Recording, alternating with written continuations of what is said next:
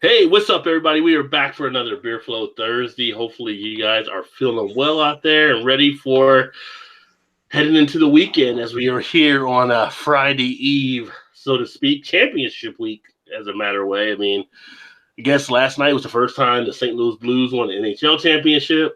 Toronto's trying to lock up the NBA championship. I think like the World Series and the College World Series are taking place for softball. So softball, basically, got all kinds of stuff happening. So we're going to talk about beer mainly and some other stuff, but welcome everyone that actually joined us out there. I get the chat set up rather. And of course, I've got Eric here and I've got Todd, and Joe is actually out this week, but he is planning to be back next week. So I'm going to go ahead and get the chat stuff pulled up. But what are you guys drinking and how do you feel this week? I felt pretty good for this week, but man, this morning I was like, I had that what was it, that Great Lakes coffee and what was it, Flying Buffalo from Griffin Claw. I woke up this morning, I was like, I got might be a little hungover this morning. You had the Great Lakes last night to drink? Yeah. How was that one? It was actually not bad. It tasted kind of more like a barley wine more than it did a stout, but there was some stout characteristics for it. But tonight I'm having I'm going light tonight. Going with a Miller 64. Ooh, you are going light.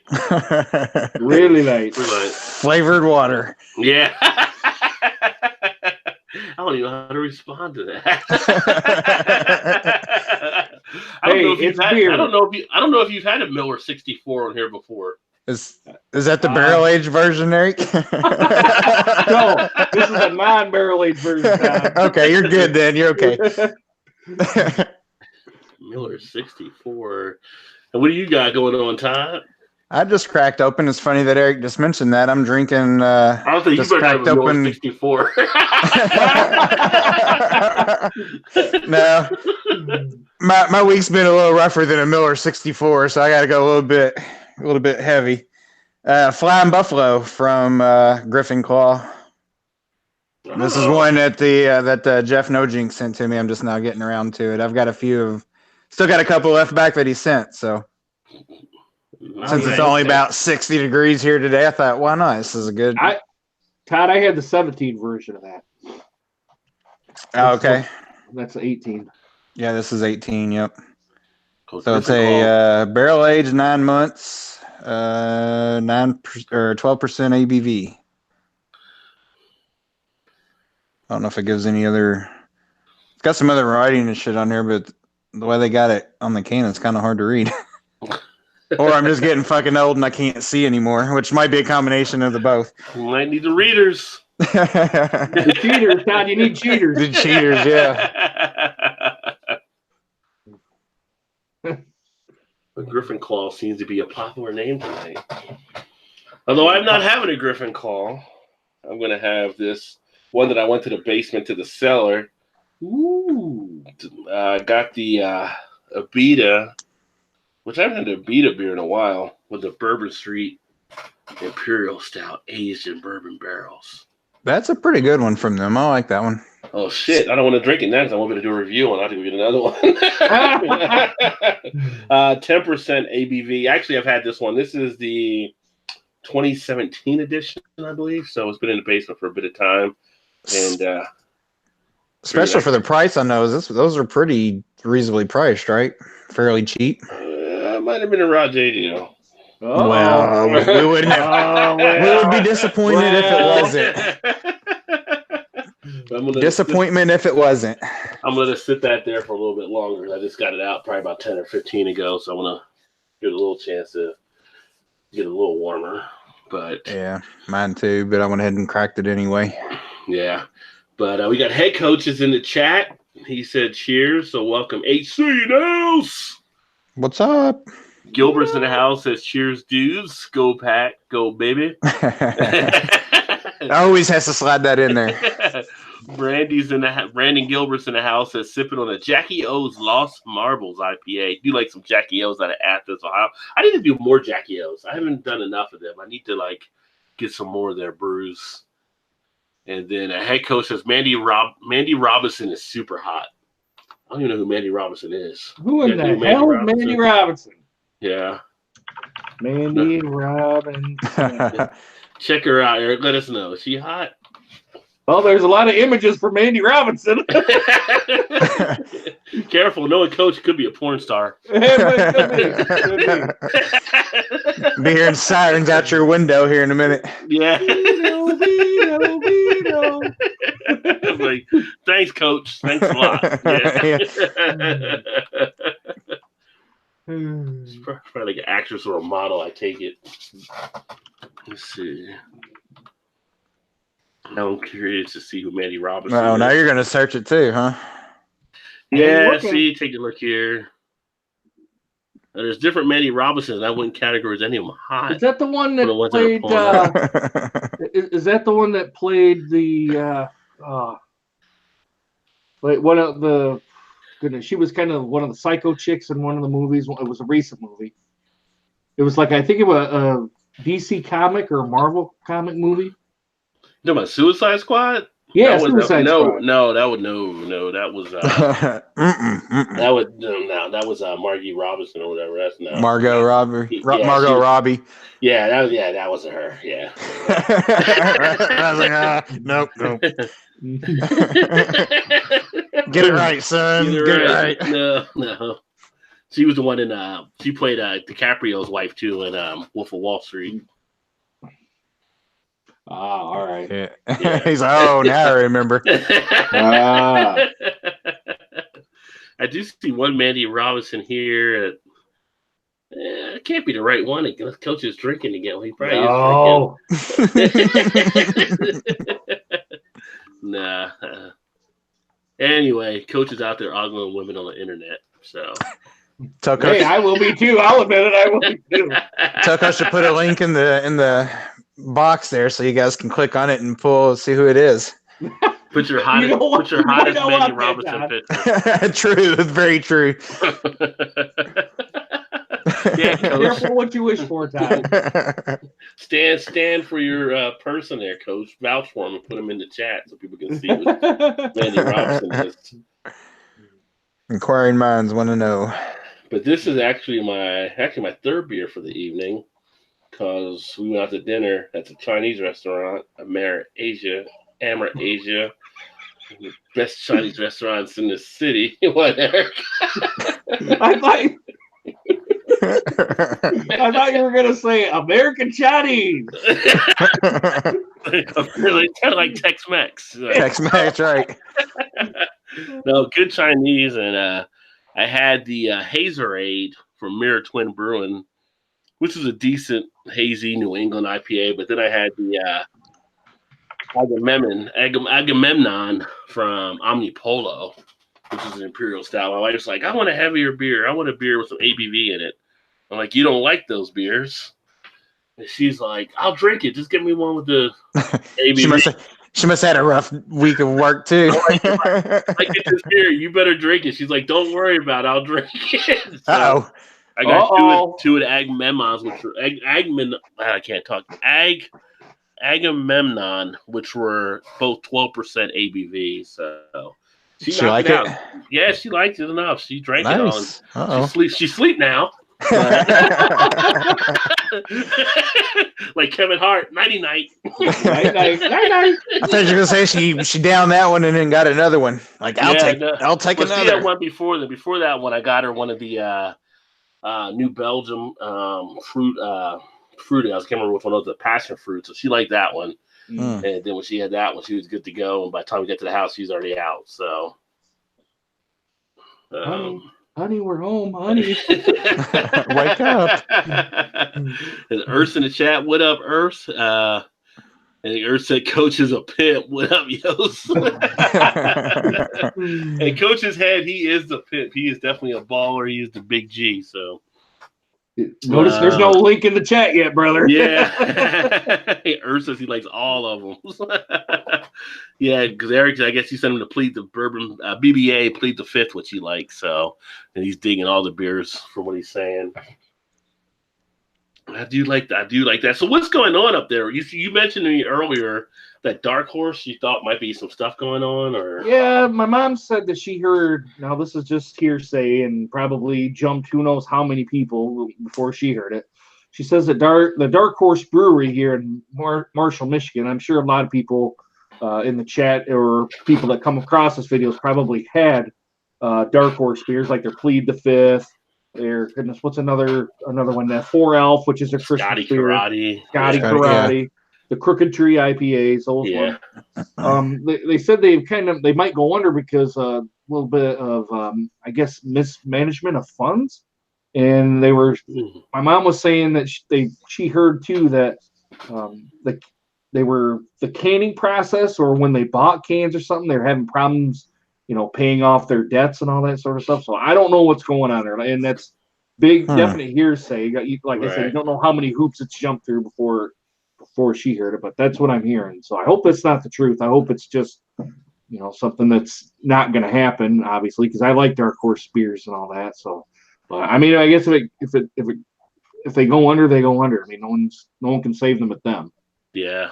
How they started canning up there? Because I know I get bottles, but I don't get the cans. They started canning up too? Stuff. Okay. Yep. I was thinking the same thing. I don't know that I've seen any cans from them. Yeah. I think it's been all bottles. You can get the Crooked Tree IPA, Rain and Blood. You can get that one too in cans. And there was one other one you can get in cans. They might be able to can all their stuff. I'm just relying off memory and based off what I've seen. So they got that double Crooked Tree as well. Yeah, I haven't had the double. I've had the Crooked Tree, but I haven't had the double Crooked Tree. Yeah, it's unfortunate if true. Hope not, because most of everything I've had from them that we get here has been solid. Mm-hmm. Yeah. I wonder if they started canning more. Well, I was going to say, listen, they got hit with some. I know some of the breweries have said they felt some of the stuff from the tariffs, but from overseas with China, since we didn't do the Mexican stuff, but still, hopefully they pull through because they make some good beers. Hopefully it's not too bad for them. Let's see here. More people in the chat. So welcome, Vanessa Kitty. Always appreciate you swinging by. Ooh, Vanessa. Since she has not tried Dark Horse.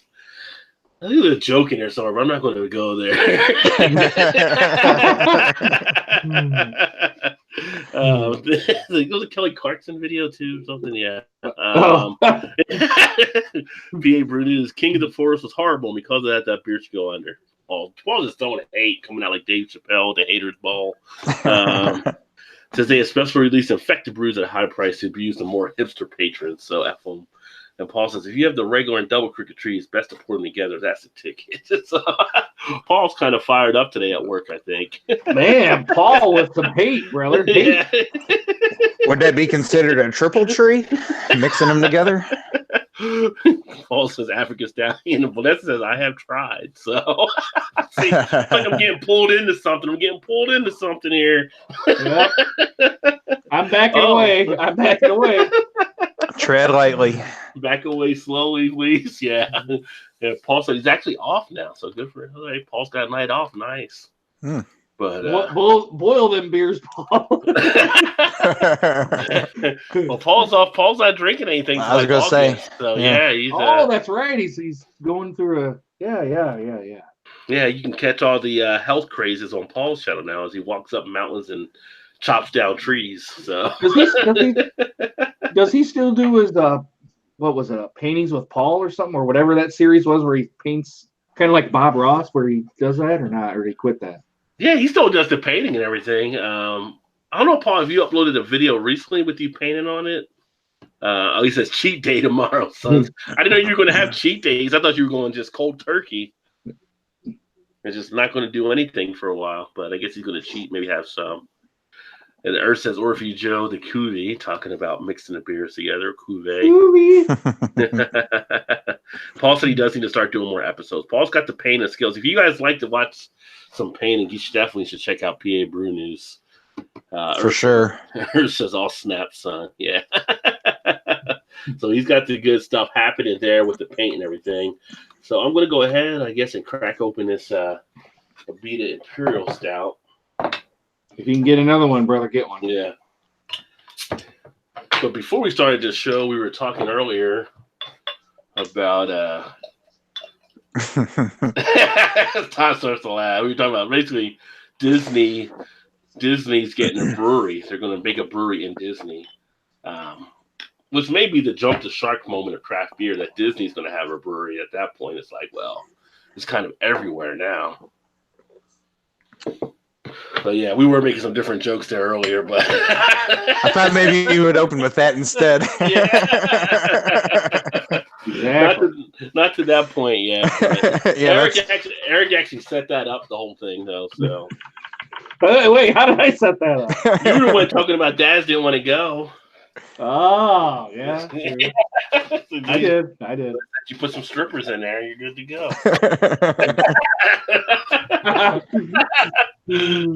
Snow White and Goldilocks working the pole. Well, not bad. Get a little bit of a bite of the. Hey, Rod, you could call it Jessica Rabbit's Tap House. Oh, there you go. There you go. Jessica Rabbit's Tap House. Yeah. Wait, you talking the brewery or the? I was talking about the brewery, but He's like, come pull her rabbit. Come pull a rabbit out of my hat, big boy. Wait a minute, that was really creepy. That was kind of creepy there. That was really fucking creepy. I'll just shut up now and leave it to Rod. They're like, Dad, why is he talking like that? And Vanessa says, VA hospital doc day tomorrow. Hopefully everything goes well. Oh, no. Yeah, that was what Vanessa said that. Hopefully everything goes tomorrow when you go to the VA doctor. Paul says, podcast day, you need to have one or two when you podcast. So he'll be having that for his podcast tomorrow. And Vanessa said, Alice in Wonderland is much better. There you go. Yeah, Alice in Wonderland at Disney. Is Alice in Wonderland a Disney character? Is it? I think so, right? Is it? I don't know if that's Disney or Grimm or how that. No, I think that's Disney. It's one of the princesses. I'm pretty sure. I think it is a Disney one. I'm looking it up because I don't know. And Paul says, I have Snow White and the Seven Dwarfs, but it's on the Disney version. Yeah, Snow White is Disney. Yeah. Coming from Paul, I thought he was definitely going in a different direction I did not expect Paul to say that, but he has his little girls, I'm sure, watch it. So.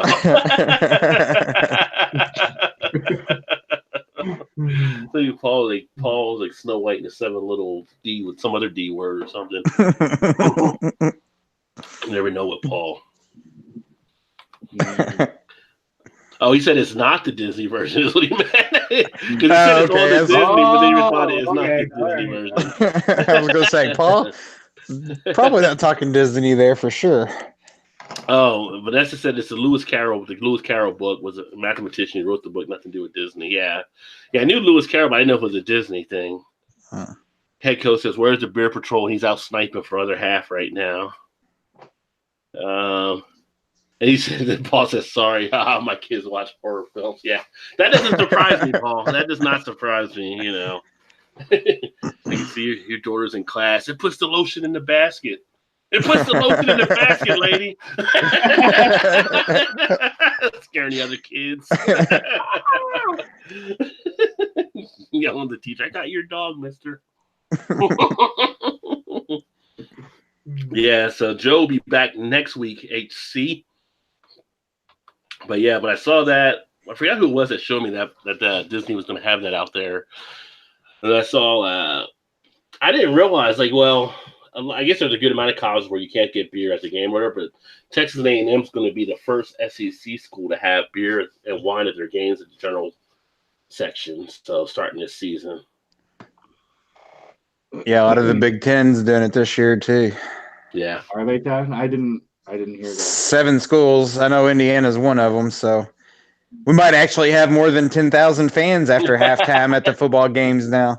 Well, if you're going to drink in the Big Ten, why not Indiana? Exactly. I wonder if they're going to put it in Michigan State. I'm not sure. I don't remember who all of them were. I'm thinking Penn State was one of them. Was Ohio State one? I think Ohio State might have been one of them. I don't remember. I don't remember all of them now. It's been a couple months ago. Yeah. You could drink at WVU now. The thing is, if you leave at halftime, you can't get back in now. I guess so. See, that's where Indiana goes wrong at their football games. You can get a pass out and then come back. Usually, people pass out and then they go out there and pass out, and they don't come back. Yeah, I guess you figure people go out at halftime because they go out back to the tailgate and do stuff, and they won't let them back in. It's kind of like, I don't know why you wouldn't let them back in. I mean, I guess you're thinking they're too inebriated at that point, but you don't really know. Right. I would have to assume that's probably why. I don't know. Yeah. I always wondered that too. I was like, what difference does it make? Yeah, right. And then Paul said, absolutely, I nailed it there, talking about his kids. Vanessa said, PA, have them watch Killer Clowns from Outer Space. Silly Straws are epic. And then Paul said, yes, his daughter loves Killer Clowns from Outer Space. And Keiko says, you guys are all aces in my book, studs, straight shooters. And Earth asked if he was at the bar tonight. He said, no, he's at home with his girl. He went last night. Everything Spicy in the house says, what's up? What up? Welcome, Spicy. And Earth laughs. Everybody laughs. So, yeah, there we go. So, a little chit chatter taking place there with our stuff. So, last night, I actually did the spotlight for Beer Patrol. So, that'll be uploaded on Sunday, so you can find out more about Joe and his other half sniping skills. And we went through some different things, put him on a point, a few things. So I think you'll find this to be a pretty entertaining one as well. I actually enjoy doing the spotlight stuff. So if you guys think you want to see somebody on a spotlight, feel free to put them in the comment section, and then see if we get them on here too. As I could say, you don't vote for yourself, but if you vote for yourself, you vote for yourself. At this point, we need people. But it's always good to share some of those details. And then earlier this week, I can pull it back up here. I had asked on the channel about the Brute IPA, and I thought I'd probably get a little bit more responses than I actually got, but I haven't looked at it in a couple of days. Let me take a look here. I had that Old Nation Brute IPA, man. That was good. That was really You like good. that one? Yes, I like that one a lot. Where's my boy Cody at? He'd back me up on that. Yeah, Cody should be at some point, probably picking up his cousin. I mean, picking up his cousin is probably like him. Yeah, picking up his cousin. Literally picking him up. His cousin. So I asked, where do you now stand on Brute IPAs? It was a small sample size, but 44% said can take them or leave them. 38% said still not a fan. 12% said love them. And then 6% answer my joke answer was what? Brute makes a beer now? Musk. Yeah. Yeah, Musk. But how are you guys? Have you guys warmed up to the Brute IPAs a little bit more? The only one that I've liked is the Old Nation one. Every other one I've had, I'm not a fan of. I haven't had a ton of them still yet. I've had a couple, 2 or 3 of them, I guess. And I kind of fall in that 44% category. I can take it or leave it. Not my favorite, but I don't necessarily hate it at the same time. Yeah. It's not one I would, it'd be my first choice going out to buy a 6-pack of something that's not going to be, Brute IPAs. Now, mixed pack or something, I might throw 1 or 2 in there just to try them again, a little further, but I don't know. I haven't really had enough of them to really say strongly one way or the other, so. Yeah, I've had a few now. It's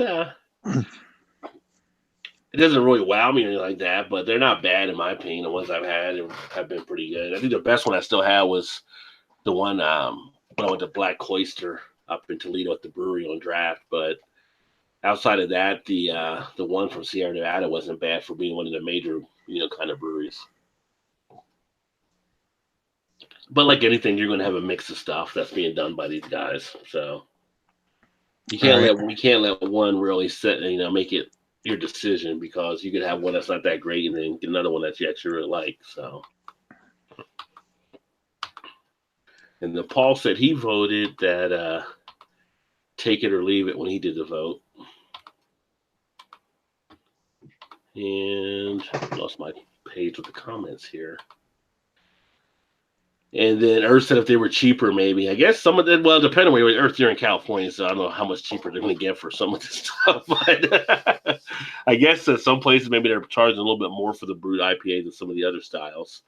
And Paul said he's actually going to have the Oscar Blues Barrel Aged Mambrana tomorrow. And Earth said, hell yeah, review that one, Paul. So Nice. I was gonna crack one of those tonight.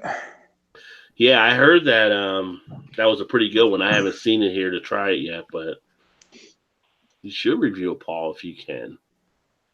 Have you guys seen that? Whoops, sorry. Go ahead, Brad. Oh, no, I was just saying Donner passed Whiskey's in the House. Says, hello, everyone. Welcome, Donner. Good to have you.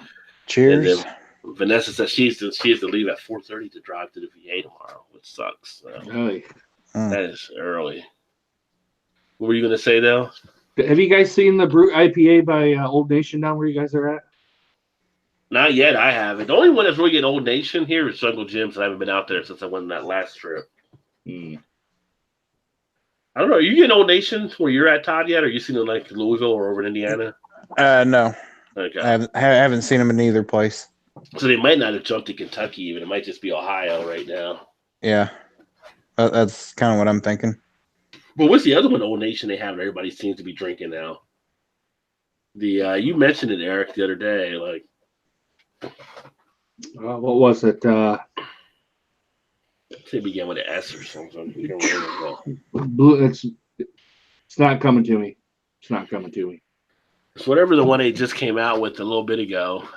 It's The not strawberry like M43 they redistributed. No, it wasn't like any of those. It was like, I want to say it was like a brown ale or something, maybe. Oh, the Electron Brown. Like, no, not that one. Maybe I'm thinking of something different then. Maybe it's a stout or something. Let me look at my Untapped thing. Yeah, the Electron Brown you sent me, that was actually good. Yeah, I see Draft Therapy did a bourbon barrel aged Electron Brown, but they only had that at certain tap rooms. They didn't mass or distribute it. Gotcha. Let's see. Oh, they got one called the Sanders Chocolate Stout. You ever see that one? The Sanders Bumpy Cake. That's another brown ale they got. I like brown ales, but man, they're hard to find. Yeah. At least here they are. I don't know about anywhere else. I think it's not one that a lot of them, at least the mainstream breweries, are brewing anyway. Yeah, they're brewing stouts, bourbon barrel stuff, barrel aged stuff, IPAs. Yeah. So their brute is called B43. Kind of stepped out of the realm there from the M43. We're going to make it a B43 because it's brute. I'm going through so I can see this other beer was that people were talking about. PA Bruno says Todd needs to stop yelling all the time and calm down. Stop yelling. Todd's the laid back one. Oh. I was like, was I yelling? I don't remember that. It's probably you're coming in the clearest of all three of us. It's my boss headset I have here. Irv says, yeah, Todd gets crazy sometimes. Irv says he gets a decent variety of browns out where he's at. They're probably more available than I realize than I'm thinking, because it's not one I gravitate towards either. So I'd like to try some West Coast beers, man. That's something I don't get to when I'm out in California for work. You got to trade with Earth. Earth will get you set. But he actually mentioned the name was Woodshed is what I was thinking of. Oh yeah, the Woodshed series. Yeah, they had. They had a raspberry something, I think. But I've been hearing good things about that series. Yeah. Paul said he picked up 3 bottles of barrel-aged finished Bigfoot Ale from Sierra Nevada. How vintage were they? He said, Michael, get 3 more. Like you're working the Rod J deal angle. There you go. Which one did he get? Oh, the Bigfoot? Yeah, vintage. The barley Bigfoot. one? Yeah, I wonder, did you get a variant of it, or was it just a straight up Bigfoot though? Because I got the ginger one in the basement still. Sometimes you'll see that sitting on shelves. The ginger, or just the Bigfoot in general? The Bigfoot in general. Yeah. I didn't get it this year. I didn't get it this year either, Todd. I seen it, but I didn't get it. I bet I could probably still find it though. It's funny, Earth says Todd probably puts the fear of God in people when he gets pissed. It's funny Earth says that. Paul said it's a blend of the Bigfoot 1, 2, and 3. So it's kind of a cuvee. That's what people tell me anyway. Yeah. You're like basically the Incredible Hulk, you know. I don't get there very often, but you push the right buttons and that's on. Todd's going around, you don't want to see me mad. You won't start doing the Hulkster and ripping the t-shirt. I know it's probably hard to believe, but back in the day, not so much now, but you know. But back in the day, right? Back in the day. back in my ute. Ute? What's a ute? That old. There was a time. There was That's a right. time. And then let's see here. See if there's any like beer news out there. Anything along those lines that might be happening. Now that I primed the palate with this, I'm about ready to go get me a root beer. A root beer? A real beer. Well, I do have root beer. I have A&W in the fridge. Don't get crazy now.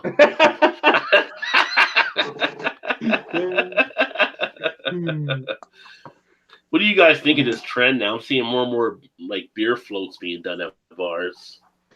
Never had one, and I'm fearful to do one. What's one of like the sour type beers like that? People starting to do more of the floats and everything. I'm seeing. I bet with a good thick stout, it would probably be all right.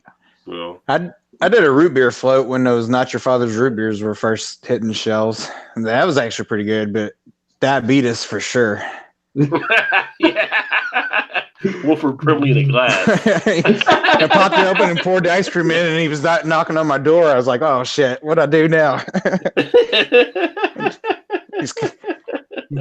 Be like Sanford and say, "Oh, he's coming. I'm coming." Yeah. Answer the door. Anybody order any oatmeal? Wolford Brimley out here. Like, no, I'm here for the diabetes. Like, must have hit rock bottom. He's working for DoorDash now. What's going on? I did see. I know what I saw. Modern Times, although it doesn't really help me out or not, but I know Earth has Modern Times out there in California. They actually launched distribution in Colorado. So for the people in Colorado, they'll be able to start getting Modern Times beer. We got them last month. We was able to get them last month. Well, Lottie freaking da, Todd. They had a 1 month distribution license for the Dark Lord Day up at Three Floyds. So they were just that day they were allowed to actually distribute. Like I never heard of a 1 day pass. It was for the whole month.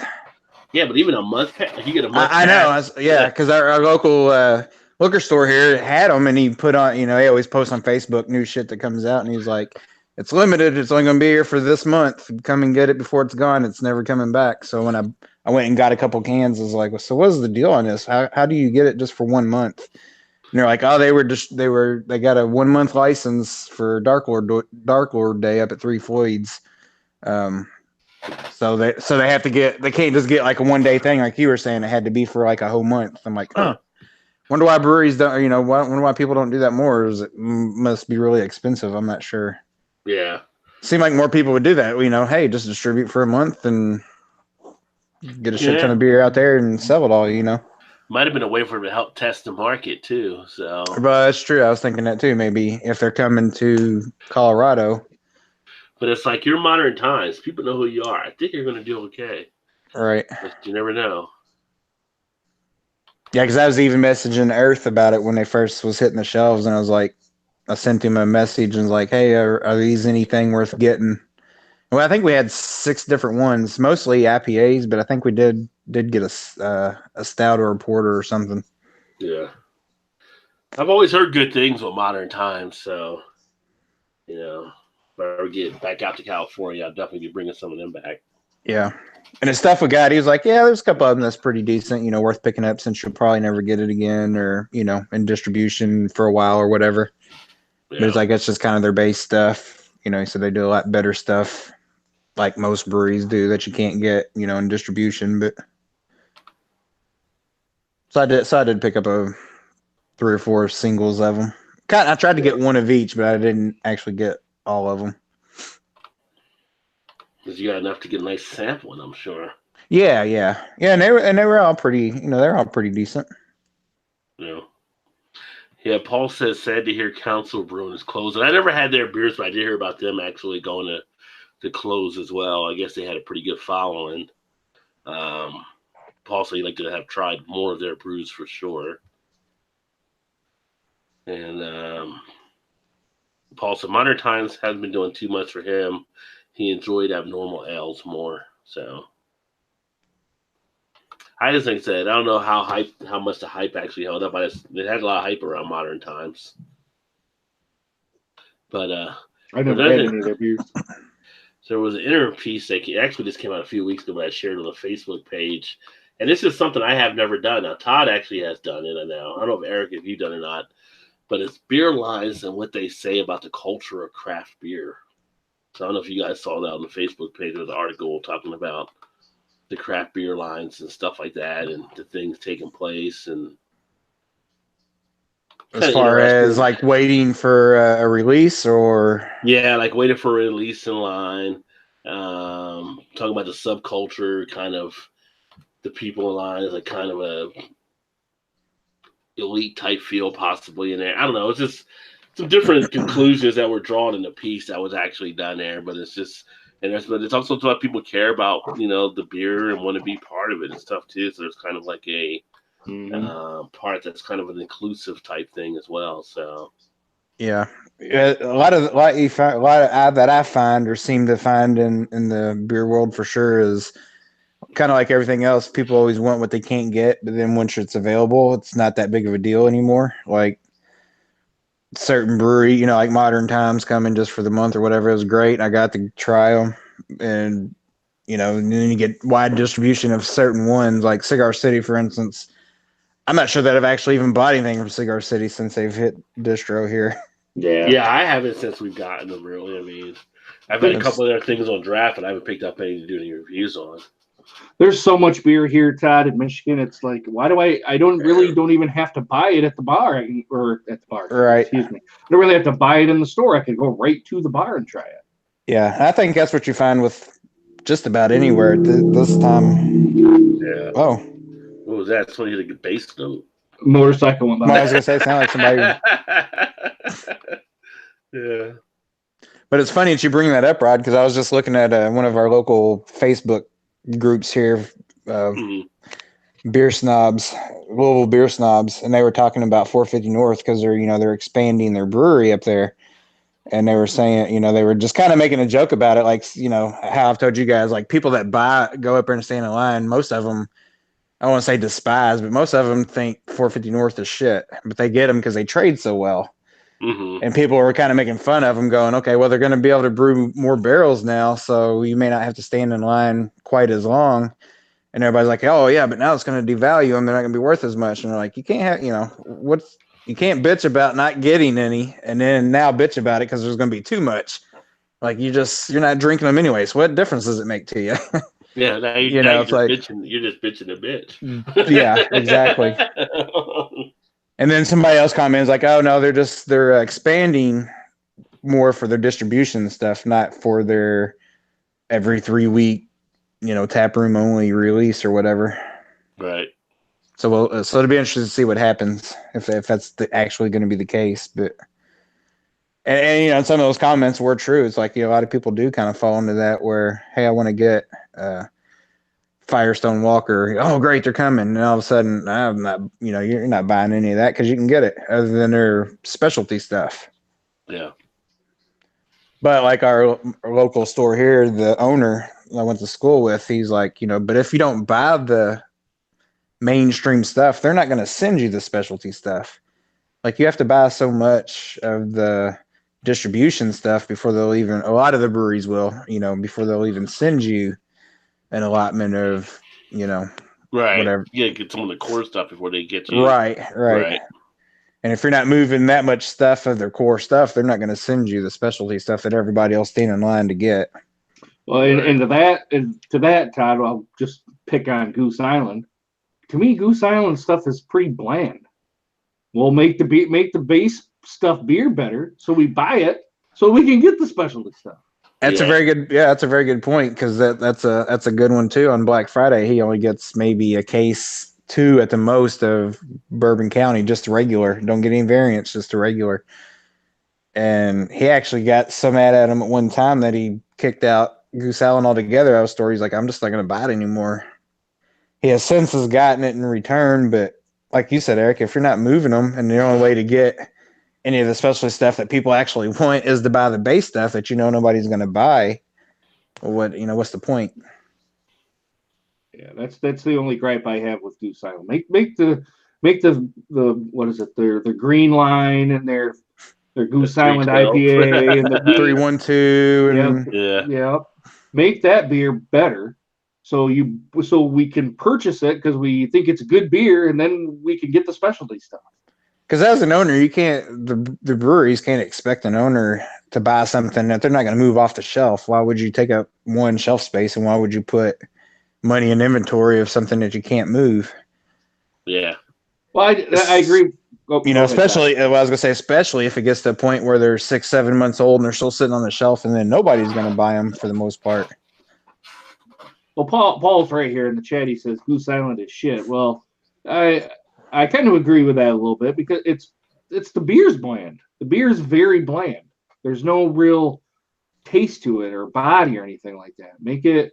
I'm not saying you got to make it to appease the craft beer drinker, but make it a little bit better. So if we're like, man, this is actually pretty good beer, I'm gonna maybe start buying 6-packs of this, or maybe instead of one bottle, I might buy 2 or 3 of the singles. I don't know. It's a catch-22 with Goose Island, because they want you to buy their product to get the specialty stuff, but the product that they produce isn't that great.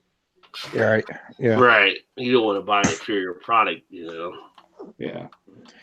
And like you said earlier, especially in the time and day that it is now, where you have so much to choose from, if it's just subpar, why are you going to lean towards that when you can get something much better that's even more local, Right.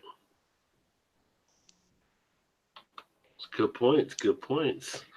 And then Earth said he needs to try more Hoppin' Frog, or he needs to try Hoppin' Frog, which Hoppin' Frog does some pretty good beers up in Northern Ohio. We get Northern Ohio. You get them, I know, Todd, right? Yeah, they're in Akron. Yeah, we get them. We get a lot here. Can you hear my dogs? They just went crazy. Yeah. Like the mailman just showed up. Our dumb our greyhound.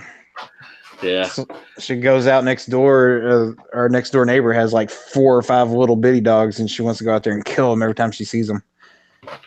Vanessa said a little California brewery here is moving from my hometown to the town next to this one. It'll be 2 miles from here. Nice. Brook Brewing. So she's getting a brewery right next to her. Paul wanted to try all the huge barrel-aged imperial stouts from all of the breweries, all of them sons. And Earth says all of them, and Paul says all of them. All of them. And then Paul says we need more apple brandy barrel-aged brews, to which I do agree. I know Eric wants some more brandy.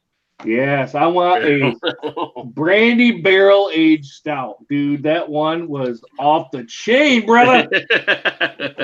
Yeah, it's like I was talking to Joe, and he's like, yeah, I could do some more brandy. I'm like, Joe, you got to drink the one I sent you first. You haven't even drank that one yet. So It'll blow your freaking mind. He wants to do a show doing all 3. He's like, I'll probably be tore up. I'm like, yeah, you probably will, but it'd be good to see you doing all 3 on one show. It'd be pretty funny. So to look for him doing the Malavita videos. Paul says, I can see what I can do, Earth. And then Earth says, have you tried the Prairie Apple Brandy? He was asking Paul. That's what I was just going to say. The Apple Noir, or the Brandy Noir, or whatever it's called, is great. Actually, I might just crack one. Now, y'all might have talked me into one. I got one. You got one there. I got 2 of them in the cellar, actually. Yeah. And he said you need Boars, Doors, and Tours. I never heard that one. Paul said it was barely better back in 2009 when I was drinking in Chicago. So I was talking about Goose Island. talking about Goose Island, yeah. Vanessa says the A stouts are tasty. Yeah, well, with Goose Island, I mean, they get you to get into the Bourbon County stuff, but what the hell? I got the game on in the background. They got a little Drake Lounge or whatever. Like, what the hell? Excuse me. And I lost my train of thought after seeing the whole Drake thing there, which is hilarious. It's like at some point, like he always gets up, like he's sitting in Toronto, he sits like in between the two teams and his seats he has or whatever, and it's like you think sometimes some players get pissed off with his clothesline and coming down the court or something.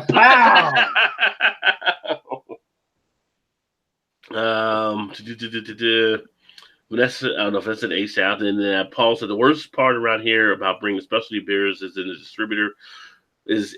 distributor. Wants you to have 8 or 9 cases of the 10, and then throw in one specialty. So, yeah, it's just you gotta bow down to the distributor to get the good stuff. Vanessa, I agree. Too short of time in this world to buy the bad stuff. Exactly. Yeah. And Paul did say Honker's Ale was really good on tap back in the 2000s. He agreed with Vanessa as well, like about buying the bad stuff. Vanessa, I have 23 breweries around me within 20 miles. I need to visit them with all my growlers. So I got like 60 plus now around me.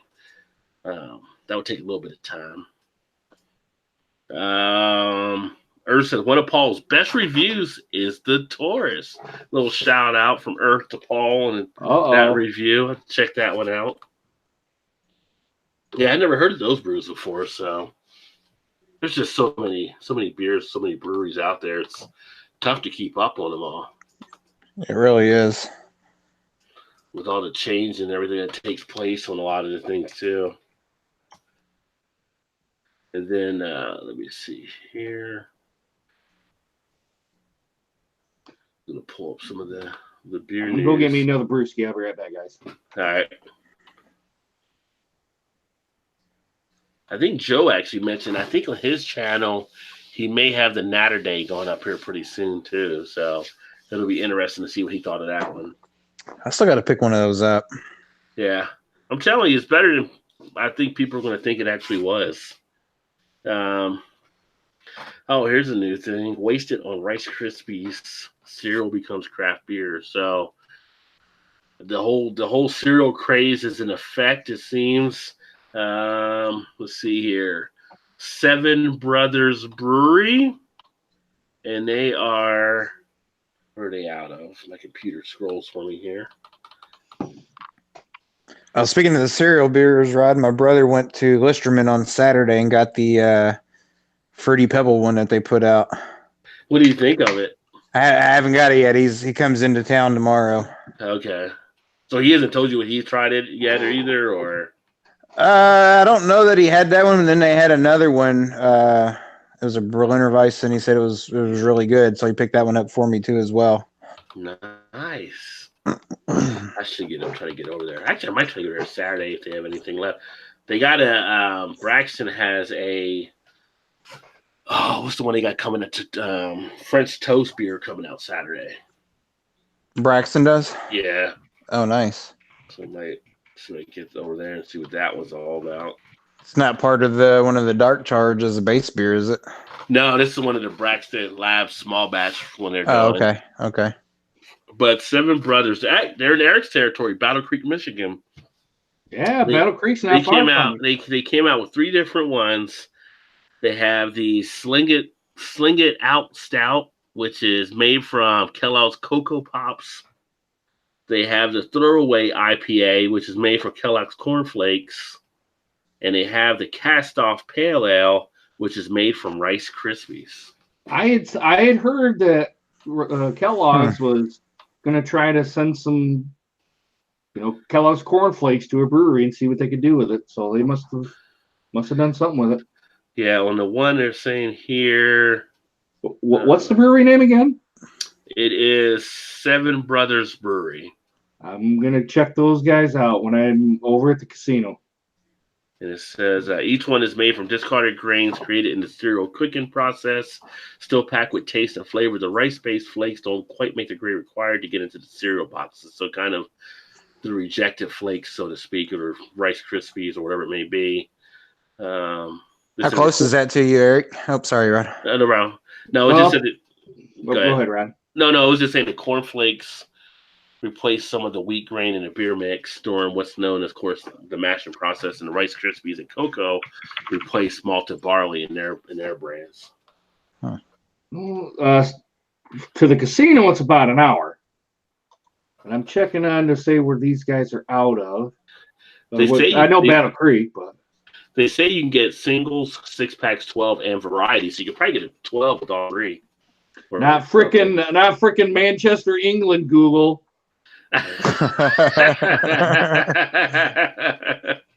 Your settings, get your settings correct. Jeez. Yeah, but it seems like the cereal craze is definitely taking place on these beers now. Only takes that first one to get everybody's bell going, or ring everybody's bell, and then they all try to jump in. Well, the stuff they were with the Lucky Charms got a lot of attention. Which there. He said 7 brothers. 7 brothers. And somebody pull back up here. The piece was out of Battle Creek, Michigan. Probably the Battle Creek Inquirer. It's on patch.com. And it's 7. Yeah, it's got just 7 written out here. Probably on Untapped, actually. Let me take a look.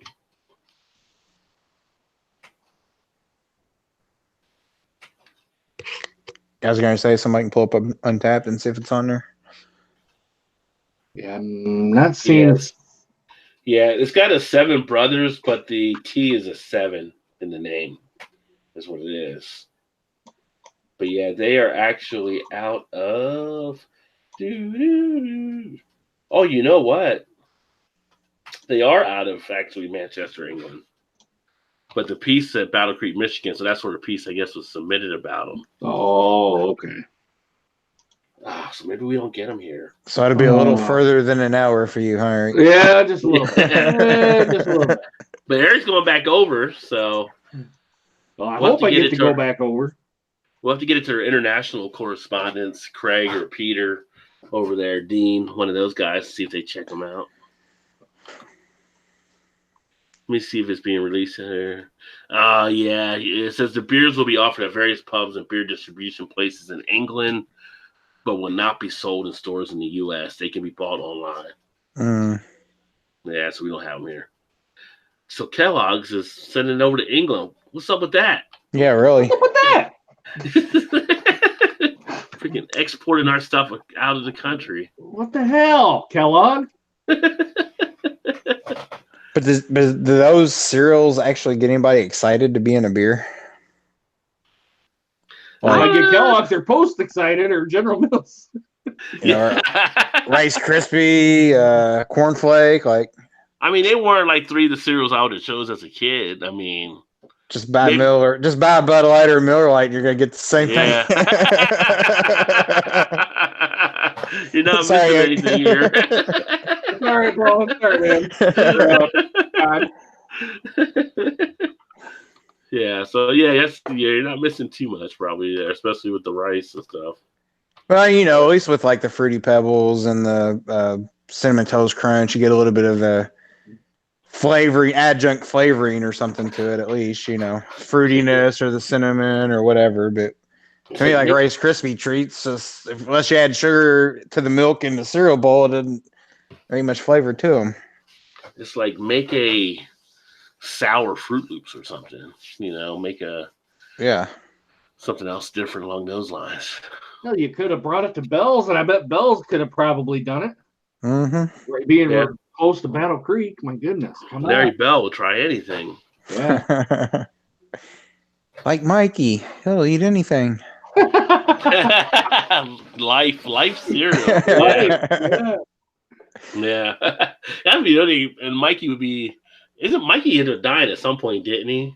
I think so. I think he had died or something. They said, but like you had a new Mikey who'd be like a older guy now. You could do like Mikey with a cereal beer. You know. He ate too much life cereal. Yeah. Didn't give him too much life, apparently. Could be an opportunity in that. Wow. Life right now. Savage, Todd. Savage. Yeah, that was bad. I apologize, Mikey. Oh, lifeless ale.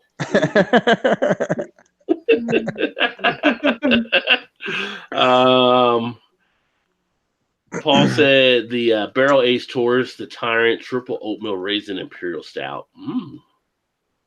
That sounds pretty good. Vanessa said a huge fish fry and chips and aged stouts galore. It could be a nice weekend. That wouldn't be bad. I wouldn't be hating on that. No. And Paul said that Taurus is one of the best brews he's ever had.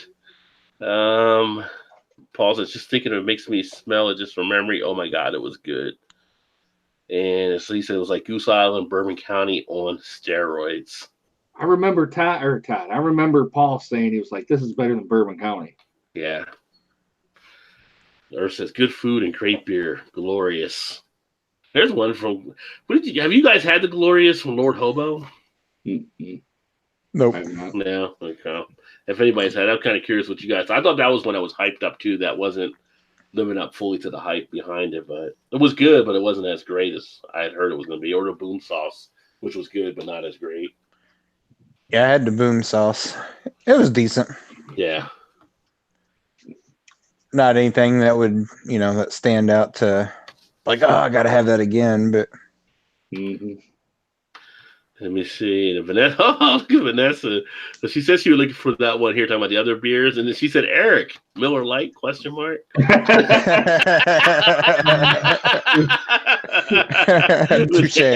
Well, but that's why I started out with this. So, Drewski's in the house. He says, cheers, Drewski. I know Drewski's probably drinking something tonight. What you got going on? Paul said he'll see if Peter can secure some for him. That's right, because Paul's going back over to England. That's right. That's who was telling me he's going over. I thought Eric had mentioned, but Paul's going back over. They're going to do another piss up over there. Well, Harry from Blue Nose Beer Reviews, and I think he's doing a brewery now over there. He brought me to one of the bottle shops over there. It was small, but they had some beers over there. I'm like, can I take all these back? And yeah. I need to wrap up this whole aisle. The whole aisle. I need to wrap that baby up. Yeah. He says he's going over in October. Awesome. And Paul says, I think Post cereal is all natural now. We use them instead of Kellogg's. And Vanessa says, that is my older brother's go-to. I am going to try to broaden his horizons. Talking about the Miller Lite there. I said, Paul said Mikey tried meth and he liked it too much. That's not nice. That's not nice. I don't feel so bad anymore. Yeah, well, not when Paul's around. He makes you feel better. True. Thanks, Paul. Appreciate it. But this says wheat checks and raisins are better than Post. Paul says, Eric, I went to the same bottle shop. Nice. So you went to the same one you went to. He took you. Where was that at, Paul? I can't even remember the name of it. It was some kind. He took me kind of. Well, to me, it was out of the way from where my hotel was. I can't even remember the name of it. I still got money. I still got British pounds here that I haven't taken back. Collectibles. You never know. You may need those at some point. Yeah. True. Then again, they got their own Brexit issues over there. The next time I go over there, and the next time if I do ever get the chance, I'm gonna have him take me to his beer place or his brewery. Yeah, definitely. Paul said cleanse or something. He can't remember. And he said pounds left too. Yeah, I can't remember, Paul. So you guys have picked up cash, and you picked up pounds. I'm like, when I go out of the country, I just use my card and it just converts everything. Well, I was gonna use my card, and then it all came into. Jesus, dude, where the hell is it? Anyway, it was we had international transaction fees and all that. Yeah, that's true. You do get some fees there. Yeah. Jesus Christ, man! I got Butterfingers today. Butterfingers are better than Butterface. True. Very true. Very true. Oh, let's see here. 12 best. And this isn't my best. This is a piece that was written by one of the things out there. 12 best summer beers of 2019. L. Smith Brewing, the High Hola Oa or High Oa. Greenpoint Harbor, the Behave. Firestar Walk-In, Rosalie, Lagunitas with their lager, which is their summer lager. I haven't seen that one. Oh, it's just a lag. Okay. This is one of my favorites right now. I just did this video last night. I uploaded the 420 strain Mango Kush Sweetwater Brewing Company. I'm gonna tell you, that's pretty damn good beer. It's a nice one for summer. The Side Launch Brewing in their Wheat.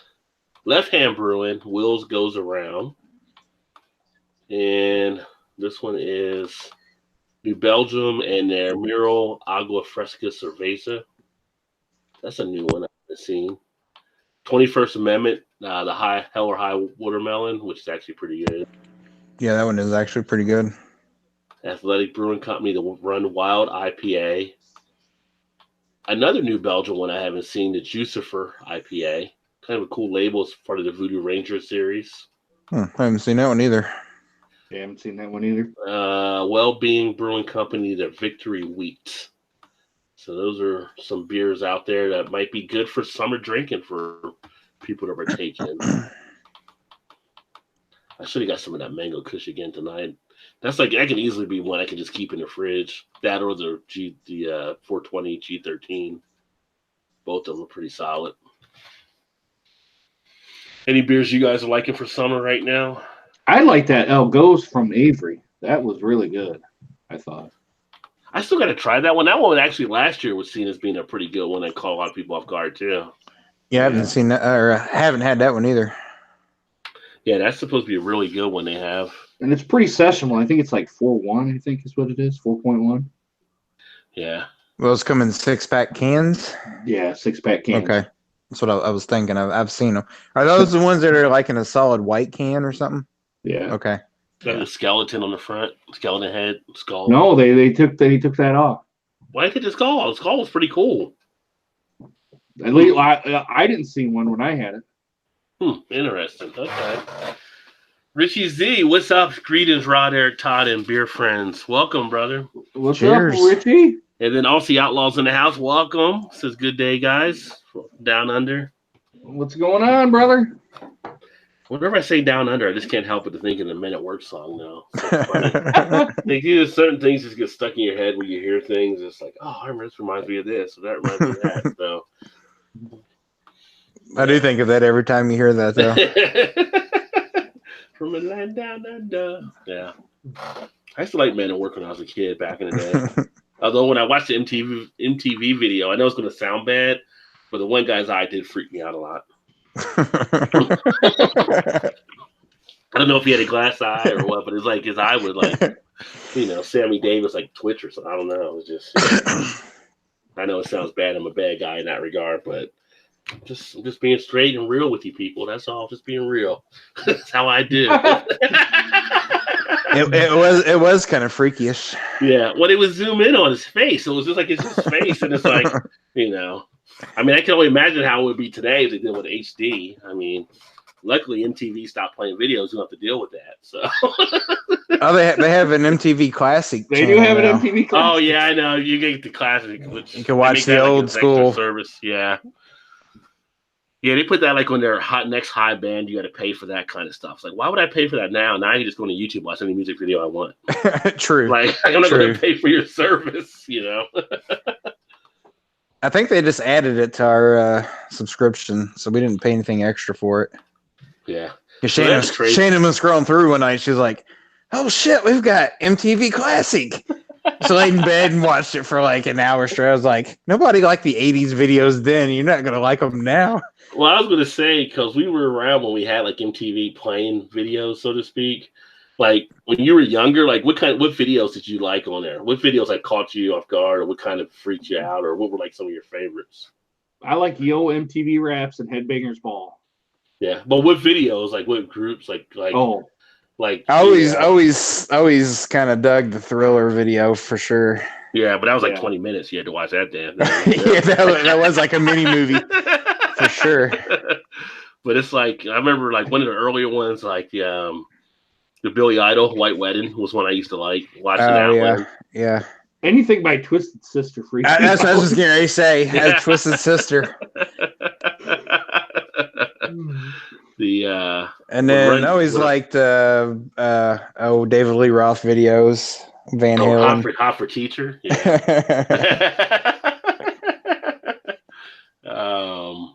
I used to like the one with Flock of Seagulls.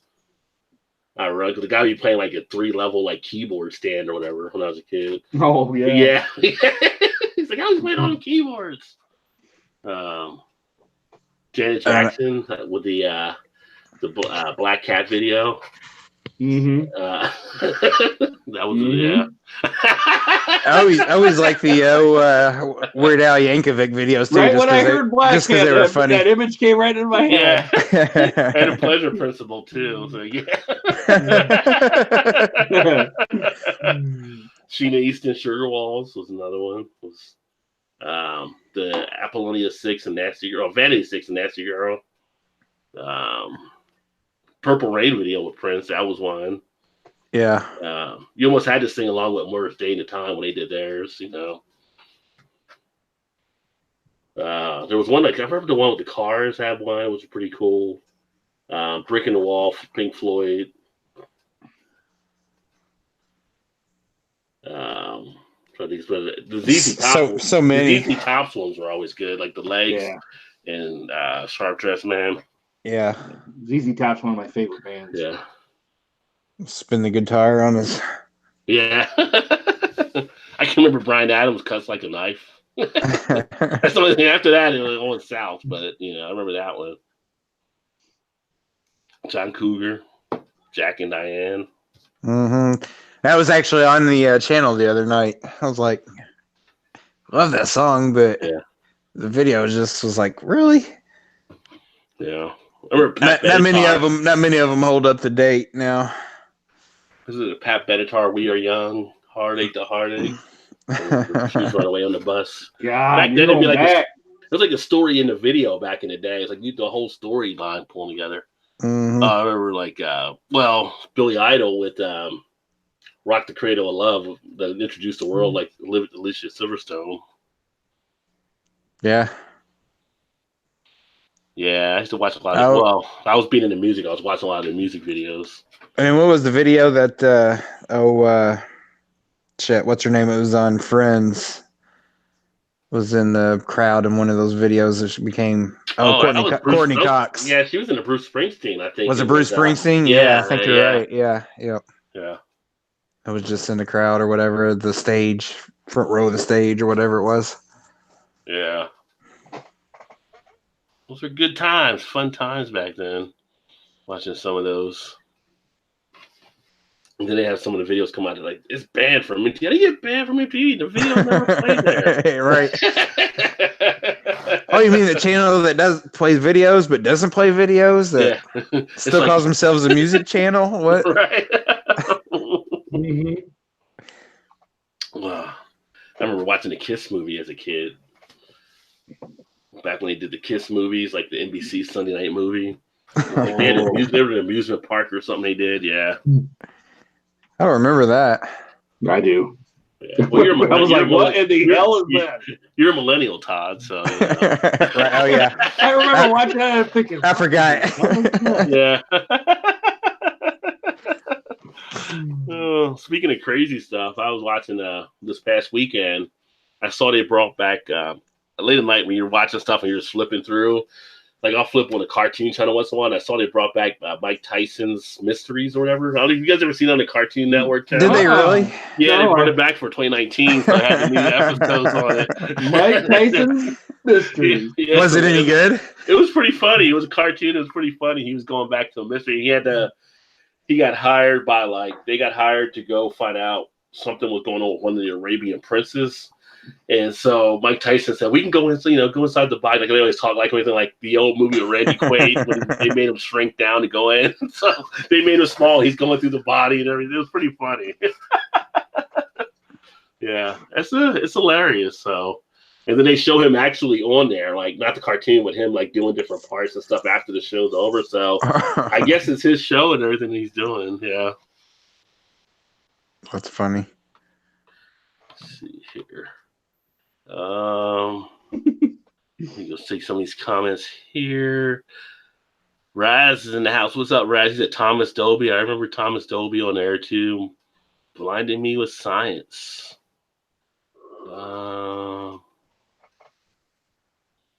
And then Paul says, "Death to philosophy, morbid angel, god of emptiness, tool sober." Gilbert's attacking Eric. Said the kittens are going down this year. Any of the hair metal bands back then, Richie Z says. What was the name? The guy that did the Headbangers Ball, was it Ricky something? Who did Headbangers Ball? No, it was that. It wasn't Adam something. I thought it was Ricky. Ricky Rackman's who you're thinking of, right? That's what I'm thinking of, right? Yeah. No, but that was the wasn't it the ball-headed guy that did Headbangers Ball? Did he? Adam something? What was his name? Paul probably knows, I'm sure. Oh no, Matt Pinfield. That's who. Matt Pinfield. Yeah, there you go. I didn't know he did. I didn't know he did that. I was thinking. I thought Ricky did something early on with the headband. Maybe not. He could have. He could have been like the original. Maybe, I don't know. I always just remembered Matt Pinfield being on there. Paul said, "Pat Benatar, hell is for children." It says in Wikipedia, it says that Dee Snider did it from Twisted Sister.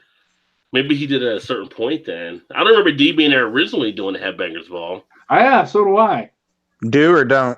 No, I don't. I don't remember being there originally. I thought maybe he came on later. I'm thinking that you say that. It does seem like maybe towards the end of when MTV was actually MTV. Yeah. I feel like I do remember him being on there, but it was later, I think.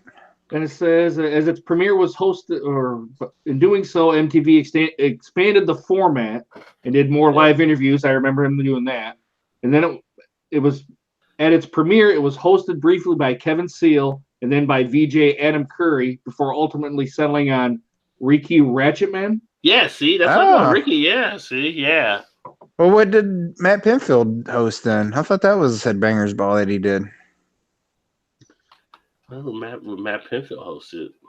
Unless he filled in at times. I don't know.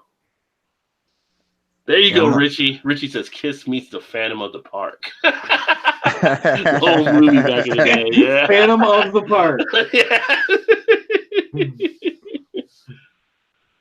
Yeah.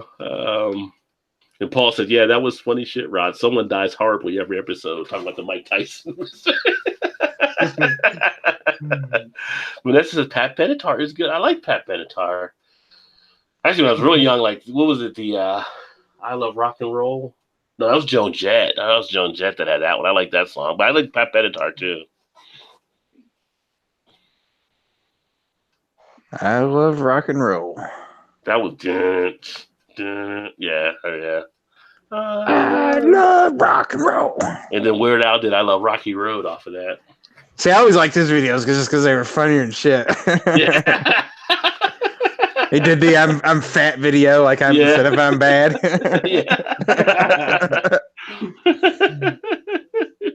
Is he even still doing those parodies? Yeah, because he's touring and stuff too, so I'm sure he's still doing them. Paul said Matt hosted it when the music got better and actually metal. Oh, okay. Yeah. Yeah, Richie said Pat has such an awesome voice. Yeah, she was solid. And of course, back then, back in the girl and boy era, as far as if you were in high school, not in the 80s, it was the Whitesnake video that MTV released with Tawny Katane caught everybody's caught everybody's attention in if you were a young boy. Mm-hmm. Yeah. Who knew she could beat up a major league pitcher later in life, though? Right. You know, that guy, like, you're at a police station out in California, and it's like, what are you here for? It's like, I want to report a domestic abuse. Like, what do you mean? Like, my wife beat me up. They're like, your wife beat you up? Who's your wife? He's like, Tawny Katane. They're like, Tawny Katane from the White Snake video? That's all over the front of the car? Yeah, the same one? Is that... I mean, you're a Major League pitcher, right? Yeah. She was spread out in the car, and she whipped your ass? Like, never mind. I don't want to file a report now. Yeah. Lowers his head, turns around, and walks out. Guys are like, cops are like, he got his ass beat by the White Snake chick.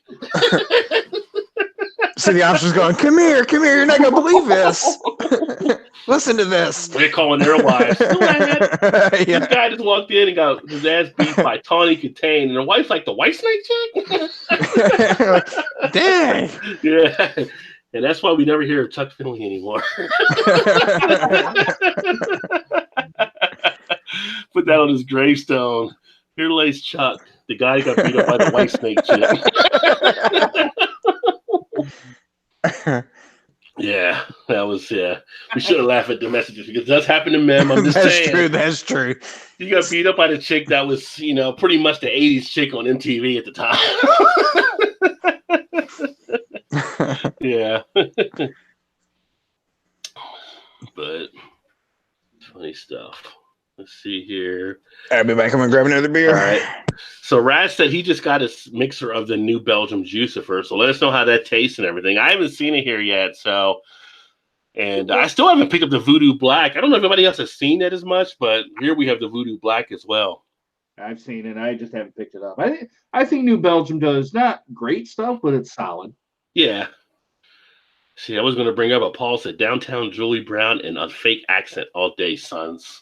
Downtown. I thought she was English. I thought that was her actual accent there. Then they had the other Julie Brown that was supposed to be a comedian, which I never found to be that funny. Paul said Amish Paradise. That was Weird Al. Yeah. Yeah, Amish Paradise was, yeah. What's happening, mister? Yeah, we were talking about Pat Benatar. Love is a battlefield. Weird Al talked about that in one of his interviews. He goes, we sent Coolio a pretty nice check, and we haven't heard from him since. So. I also remember, like, when I was young, one of the videos that I really enjoyed was the me and my cousin were the same way, like the Madness Our House. Whenever that came on TV, that was actually a fun video. And just stupid as it is, like the Safety Dance when that came out, it was such a stupid song that it kind of got catchy about it, Yeah. Yep. And then you had the Duran Duran videos, Hungry Like the Wolf, and all that stuff too. Yeah. Back then, watching videos, you come up from school, do your homework, you watch a little MTV. Mm-hmm. Raz says it's in the fridge now. If you get one pulled out while we're on, let us know how it tastes and what you think of it. What did they have on there when they started going to, like, reality TV shows? They would have something like because me, my mom, and my sister, and my dad was doing something. So we'd sit down and we watch MTV, and we would maybe these stupid challenges or something like that. Well, the first one was Real World was the first reality. Yeah. And then they went to Road Rules later on. I actually tried to get on the Real World. Did you really? Yep, I did actually try, yeah. Did you get to the interview stuff and everything? Or I never even got a letter back in the mail saying thanks for your video. They're like, this guy sucks. We're not even gonna bother. Yeah. We're not even gonna put a little 5-cent stamp on it telling you. Well, the Real World formula was like, we're gonna put 6 functional people with one dysfunctional, and let's see what happens. Yeah. Game on. Yeah. And then Road Rules, and then it was Road Rules versus Real World. They would have them doing competitions and stuff. I think the one I went for was when they were going to be in Las Vegas, I think is what it was. Yeah. That was the one But I was like right at the very top of the age range when I put my video in. Well, you think really with all the reality shows that they put on TV, let's say they're called reality shows, but there's so many people doing fake stuff on them. But really, Real World was the first one that kind of opened the door for that. That later would lead to stuff like Big Brother and Survivor and all these other type stuff. So yeah. The one show I don't get is a reality show. Is like, I just don't get the whole Naked and Afraid. It's like, why do you got to be naked and lost? Mosquitoes and snakes, all kinds of stuff. You're out there. I mean, you're trying to cross a river. You do not want a leech latching on in the wrong spot. You know what I'm saying? You know what I'm saying? Right, Like, Probably. yeah. Entertainment value. See if they can live a little primitively for a little while. I mean, actually, Yeah, I think that's the premise. But you're itching in places you don't want to itch. Yeah. I would think if you're out there butt naked in the woods like that, trying to eat like a squirrel, or not even a squirrel, because you're so deep in the woods, you're like trying to find a mongoose or something. Some people want it. Some people itch where they don't want to itch. Just saying. Yeah. People like itching where you don't really want to itch. Yeah, they were naked. Now they're just afraid. Yeah. It's just funny when you watch that. It's like, I don't get why you have to be this whole naked and afraid type. I mean, don't get the whole aspect of why you want to do that. But yeah, I guess just bare boned out against the wild, I guess. Yeah, bare boned out. Extreme. Yeah. Boom, boom. Yeah. It's like, yeah, it's funny. And then they like show stuff that'll be helping each other, hug each other, and they're sitting together watching like, hey, don't get too close with that thing. You back up. She's like, are you happy to see me, or is that just oh, wait a minute, you don't have pockets? Yeah. Like, producers like, go to commercial. It's like, I swear, it was just the wind. It was just the wind. Yeah, you got to make your own little tent. Got to blur that out a little bit bigger. Yeah. Oh, let's see here. Vanessa says safety dance. I remember that one. Yeah. Oh, what was the other one too? It was Wham had the Careless Whisper, and Aha had Take Me. They played that like crazy too. And then Mr. said he was funny. I'm trying to think who he was saying. I think it was talking about maybe Weird Al, possibly. Paul said, yeah, the real world. Roz said, I'm sipping on an Old Rasputin Stout now. Good call. I like Old Rasputin. Nice. Definitely a nice brew. Paul says, I was born the same year MTV started. Mom used it as a babysitter as she cleaned the house. Mr. says, Ivan Dorashuk and Steven Dorashuk did the safety dance. Question mark. I know the question. I don't know. I didn't know. I know it was his Men in Hats. I don't know if that was their name now. Vanessa, dysfunctional trains all the functionals to act dysfunctional, right? See if just one person can change the other six. Jeremy's in the house. Hey, Jeremy says, cheers, Rajay and crew. Welcome. Thanks for checking us out, brother.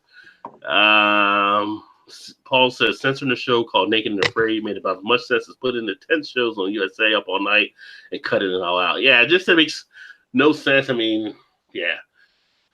But, it is what it is. Up all night. Paul says, pick the tent. It's up already. It's ready up. He says, let's spoon for warmth. It's hot out. Just in case. And then Richie says, have I had any almanac brews? He had the Raspberry Sunshine Sour Ale. Awesome. I have not. I have not seen anything from Almanac. Where are they out of? I'll have to keep an eye out for them. We do get them here, or we did. They actually, a couple that I had are pretty good. I haven't had that one, though. So you do get them down where you're at, then. Mm-hmm. You get them over in Louisville? Nope, Indiana. Indiana, okay. Vanessa says, watching Naked and Afraid XL at the moment, which, let's just stop right there. You're watching Naked and Afraid XL, and it's like, is that like a bigger blur? Right. He's pitching a tent already. Yeah. Says half the folks don't know how to get food or whatever. No, they're not. No. Well, they're supposed to be survivalists that are on there from what I've seen, but I guess they struggle as well. Vanessa said down to 50 degrees tonight here. Yeah, we were actually at 58 or so when we got home. Richie says, remember Fear Factor? Yeah, I didn't watch Fear Factor as much. I watched it when it first came on and saw some of the stuff they were doing. Well, some of the stunts were actually pretty cool, but laying in a glass thing of something was like, ugh, yeah. Although the Dave Chappelle show made it pretty funny when they did it. Yeah. Jeremy says, I've noticed you've been reviewing a lot of Evil Twin beers. What's your favorite so far? Well, the funny thing is, the reviews I've uploaded were actually over a period of time, so I'm kind of getting everything off the backlog. Since I had the Evil Twin all together, I just went ahead and put them together, kind of like a series. With the Evil Twin, I do like the Even More Jesus. No, I'm sorry, not the Even More, the one that's the original Jesus version. I like that one a little bit more than the Even More, but I still got to do the Coconut Jesus, I think, and I think there's another Jesus variant I haven't done yet. There's a bunch of them. Yeah. But I do like the Jesus series, I should say, for sure. And one of the ones I used to drink a lot when I used to go, like we went to a Chinese restaurant tonight. I used to go there and always get like the Molotov cocktail, which I actually like. But I like a big boozy beer at times too. And that was one I really enjoyed as well. That one is I think it's 12% ABV. Although I do want to do the Molotov heavy at some point as well. And there's one from Evil Twin. I'll tell you the one that I really did like was the I Love You With My Stout. And that was a big one. I think I gave that one like a 4.5 out of 5 on Untappd. And that was like a nice big one. I really enjoyed 12% ABV Imperial Stout that had a nice flavor to it. So They do some tasty stuff for sure. yeah. And Little B was another one. That was an Imperial Porter that was actually pretty good too. So there's just so many good things. I haven't had the Liquid Double Fudge was another one that was really good from them. And the Soft DK, although some people call it the Soft Doogie. I can't get myself to say that really. I mean, but yeah, but I thought that was a really good one. It's like the Against the Grain. Like I just can't get myself to buy their brown ale. The brown, yeah. What's it called? With the guy, brown note. Yeah, brown note with the guy yeah. spitting on the can. It's like, yeah, is there something pants. there? Yeah. Greg Beer Reviews goes, why do you guys have this item for can art? Yeah. Let's see what's in the fridge, guys. Oh no, we don't want that one. So much shit out of the can. Yeah. Yeah, so it's kind of like but yeah, I don't know if you I haven't, there's been some that haven't been as great from Evil Twin. I said they haven't all been fully solid, but the great majority of them have been. Yeah.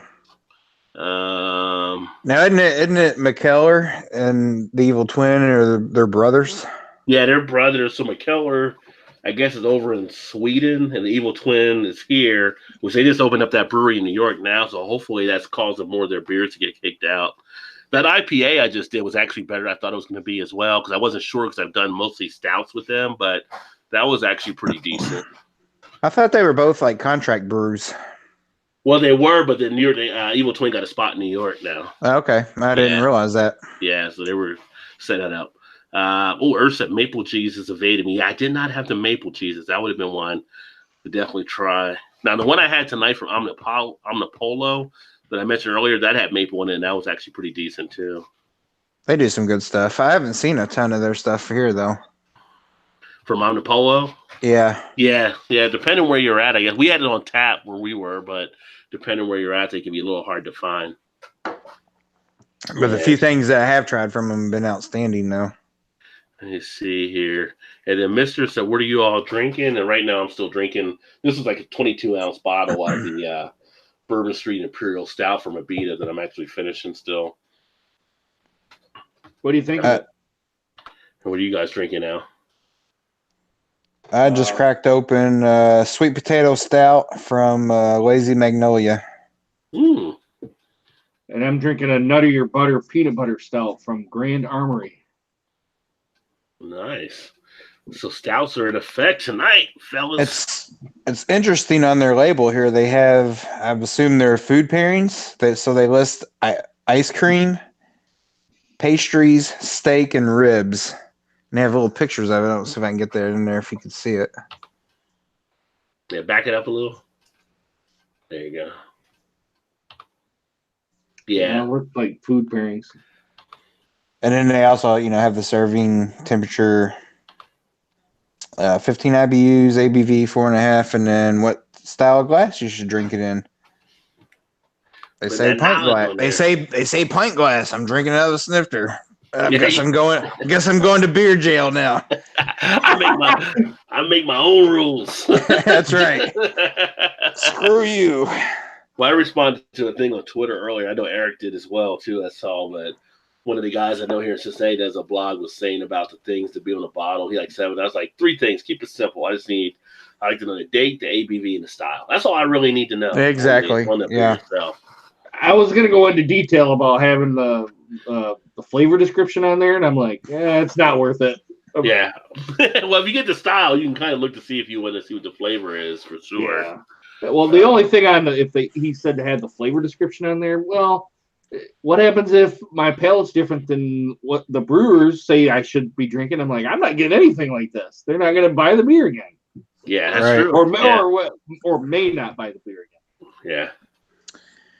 But the ABV for sure. Oh yeah, that should be law that they should be on there. I mean, the IBU people will look at, but honestly, I mean, for the average person, IBU is a good. I mean, all the average person needs to know if it's lower than say 40 or whatever, it's going to be probably more malty. If it's like over 40, you're probably going to have more hoppy type. You can kind of just know a generalization of it. If someone says IBU of 85, they're like, oh, I don't know what it's going to be, especially since you could have an IBU high on a double IPA and it's going to be not to the level you would think it would be because it's being malted out to get them raising the alcohol. So you can have an IBU of 85 on a double IPA versus a 40 on a regular IPA, and the 40 on the IPA will seem more bitter to you than the one on the double IPA. I feel like IBU doesn't mean nearly as much as it does now for that reason as it used to, say 5, 6, 7 years ago, even, Now that you get a little bit more of a funkier type style and shit added to it, your ice cream, whatever, and your, hazy IPAs and all that, where your, milkshake IPAs or whatever, just doesn't mean as much anymore. Like you said, It's because it says 80. It's because it says 80 IBUs. It doesn't necessarily mean it's going to be hoppy at all, Or you could just put on the bottle, it's bitter, bitch. That's right. Yeah, exactly. That would get the point across. That would get the point across and just move on. It's dank. It's weed-esque. What else do you want? It's bitter, bitch. I like that. That's what Rod J approved. I can see some brewer is going to be like, let's use that on this beer. It's bitter, bitch. Or you could have like an "It's bitter, bitch" rate, and you have a number. That's what I was going to say. Yeah, there's going to be a rating system. Have a little fun with it there. Let's see here. I'm going to go back to on the comments. Roz is at XL naked people. Yikes. I don't know if they're all big people. I don't know what the XL is supposed to mean, and we don't get to see what it's supposed to mean at any point. So, yeah. And then Vanessa said, where they get 20, if them all together, they have it throw a net, but don't know how to throw it. Well, that's not helping them catch anything. Paul said he eat all the weird shit before they even say go. on Fear Factor. Paul's sitting there snacking on maggots like, little treats. Where's the good stuff at? Yeah. You were supposed to lay in this bed, but Paul ate them all. So, but I'm full now. Yeah. Full. Paul, if you know Paul, he'd be like, well, I can give them back if you want them. Oh, let's see. Jeremy said, okay, cool thing. Yeah, definitely, Jeremy, talking about the evil twin stuff. And Eric said, took you away before filming starts, Paul. And she says, no, XL is the fact that a huge group is doing it. Okay, well, yeah, I don't know. Just more people bumping into each other with body parts. As R. Kelly would say. R. Kelly losing that video in the closet or whatever. That was another one on MTV that he did. It was like a 20-minute or an opera type thing or something he was trying to do. But it was like him hiding in a closet. Like, people should have known that. Yeah, that was the red flag right there. People should have known at that point, something's up with this guy. Right. Vanessa said Fear Factor, Madagascar, cockroaches. Paul says even more Coco Jesus was good, and Uno Mas Jesus was good too. Yeah, see, I didn't get those ones either. Yeah, that one's. I was going to mention that one earlier. Yeah. Paul says Liquid Confidence is amazing. The Sherry aged version. Jeremy says even more Jesus was great, but more boozy than I thought it would be. Not very well hidden like KBS or some others. And Paul says Greg shits on YouTube with every video he does. So, I haven't watched one of Greg's in a bit though. The thing is, like, I think sometimes like Greg's videos are so long. It's like I don't have time to sit down and watch them on. I hate to only watch part of it. Yeah.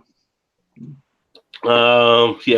Eric says, Paul, give the guy a little credit. Give the old guy a little credit. And then Paul responds to Paul, as only Paul can. He make a great corpse, no mercy, sweep the leg. Damn. Cobra Damn. life.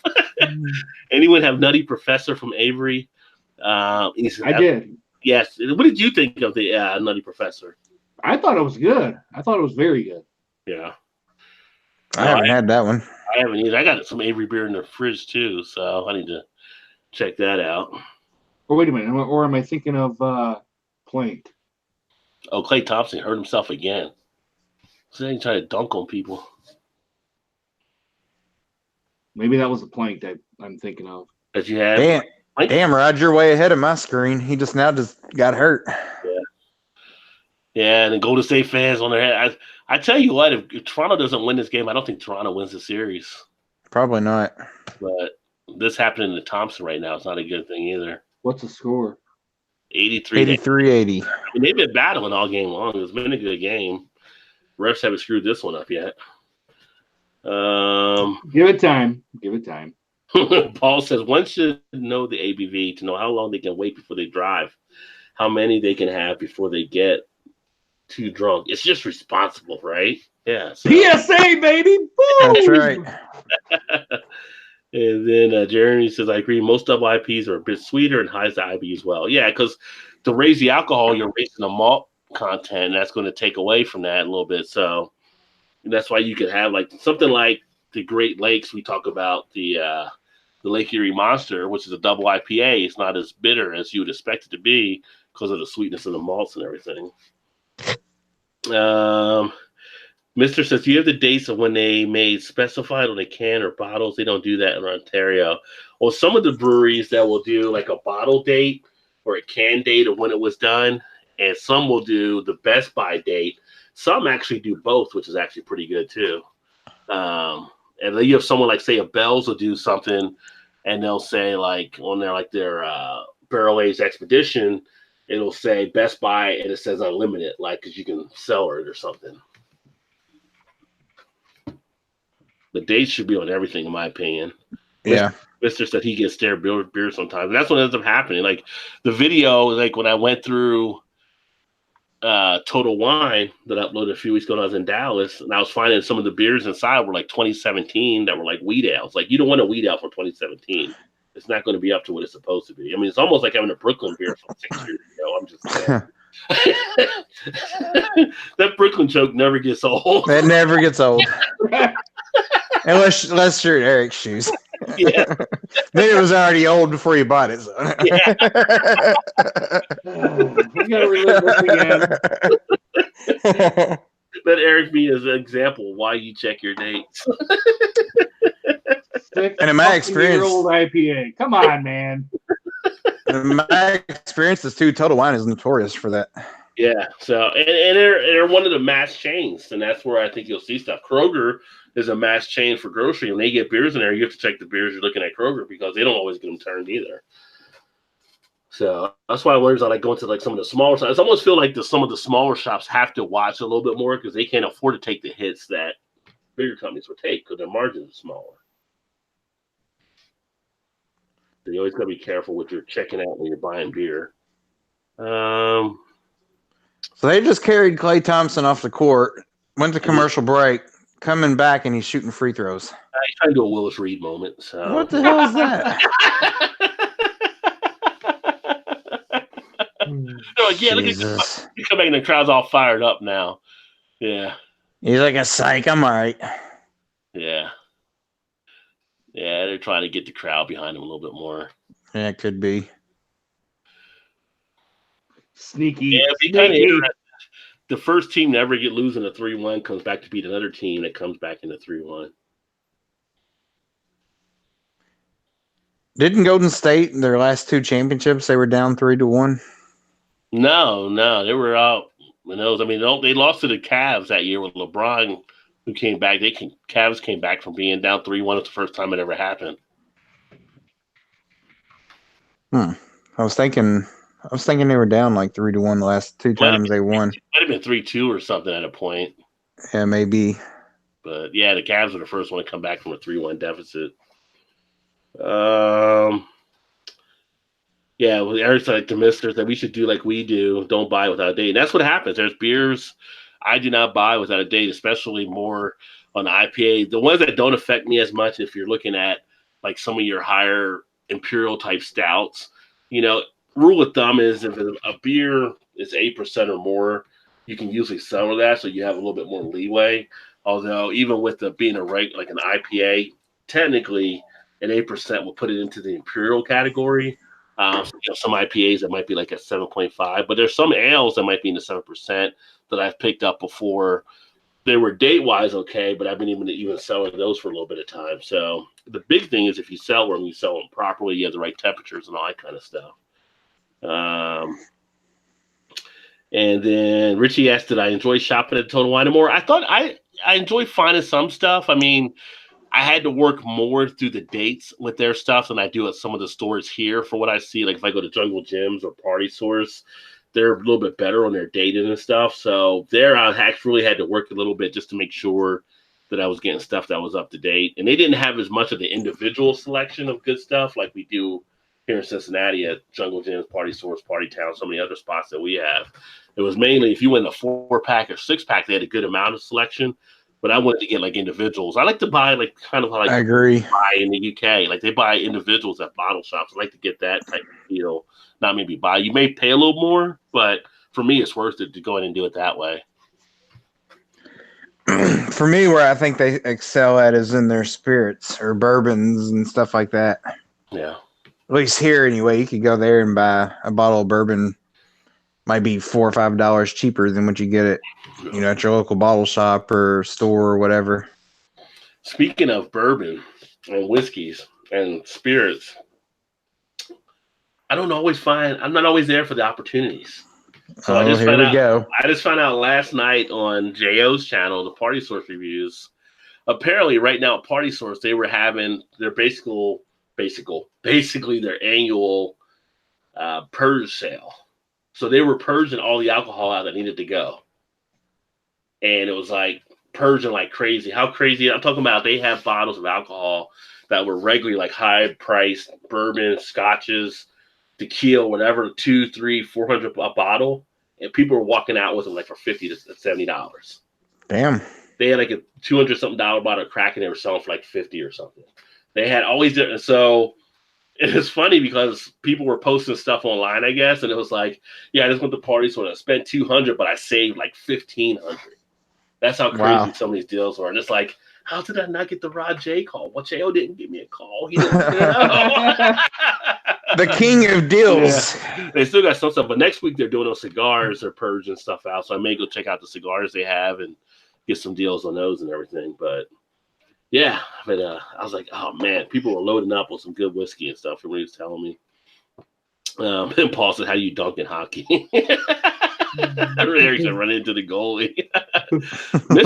Mister, you said Mister's a Pistons fan, so I don't know if you watch Eric Lyons fan, but Eric does Detroit sports because he's in Michigan as well. So make sure you check out his channel if you haven't. And right now you're doing more of the baseball stuff and some of the pre-football stuff, right? Yeah. Because I tried to get back into the NBA and watch the Pistons, but the refereeing just is still so poor. Yeah. Paul came in with a nice little punchline. He says, I see. He says, I like engines too, talking about the Pistons fan. Mr. laughed too. That was good.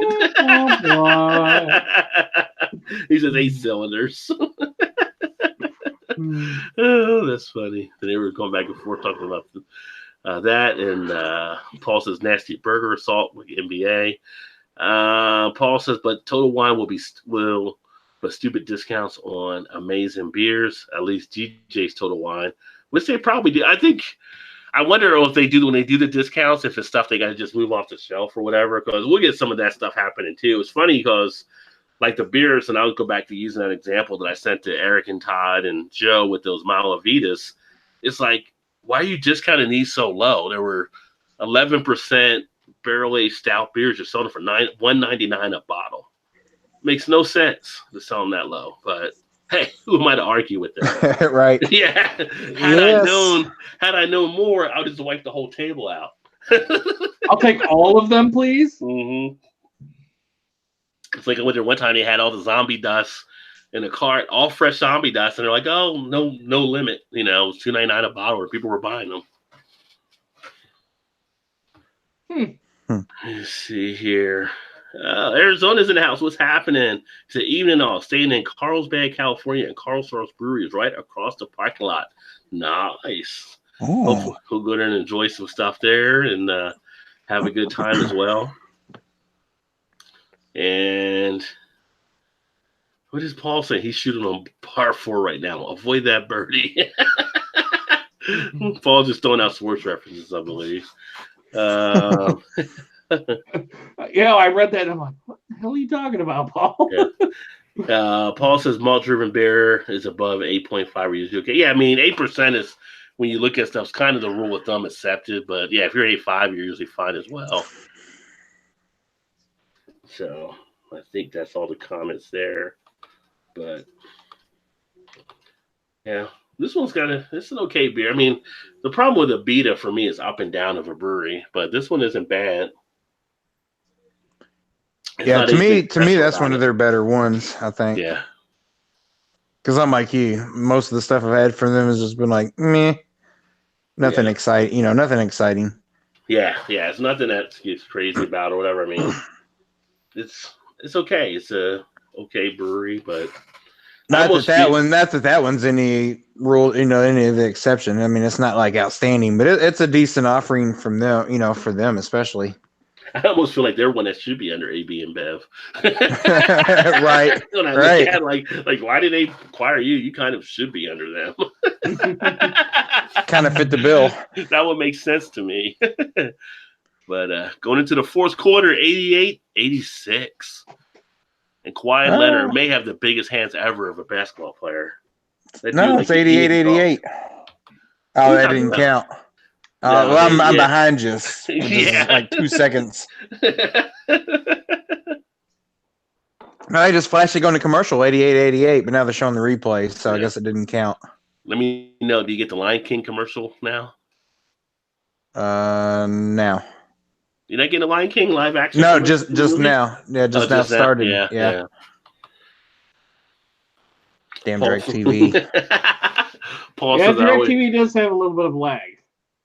Yeah. I'm getting ready to cancel them because they just jacked my deal ran out on them, so I'm getting ready to just squash them and go to stream. Well, you saw my comment on Facebook. I saw you were trying to check some stuff. I actually got rid of them a while back and ended up going over to Spectrum, which I was a little nervous about doing because I'm not a big fan of Time Warner.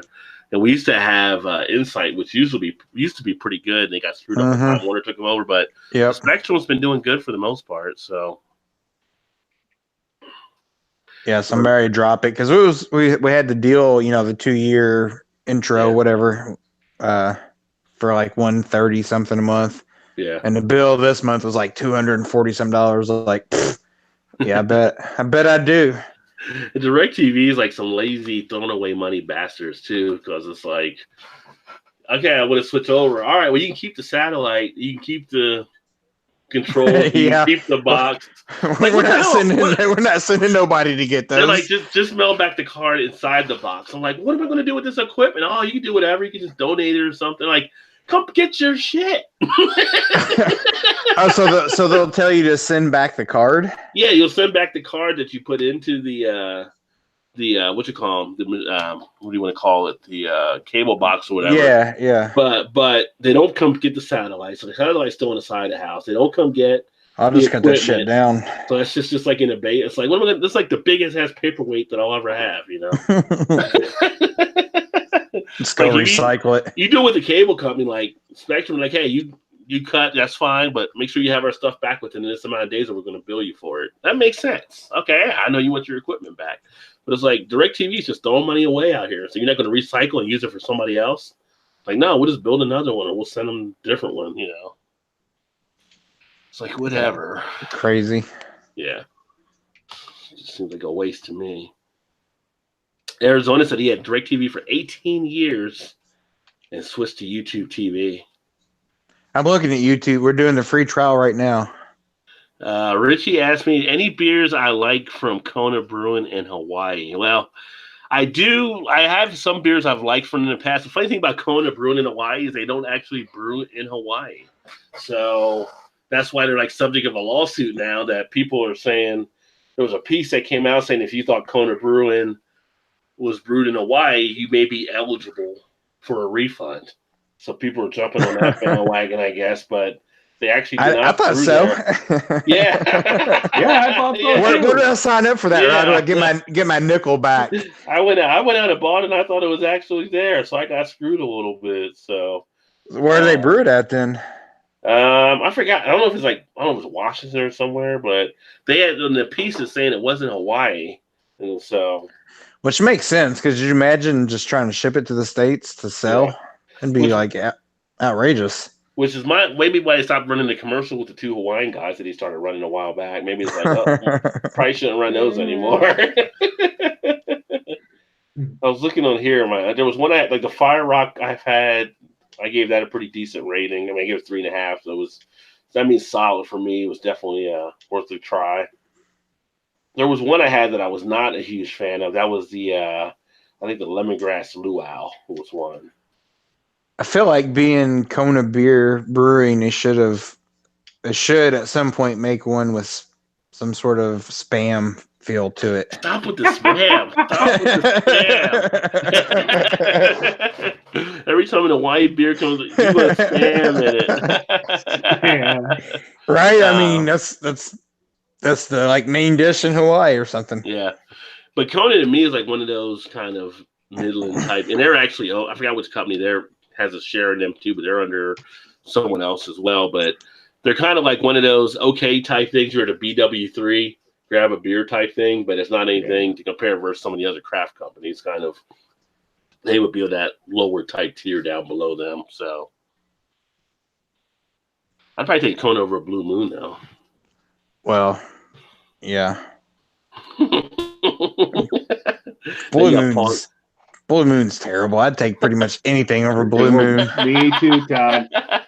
I'm not a fan of that at all.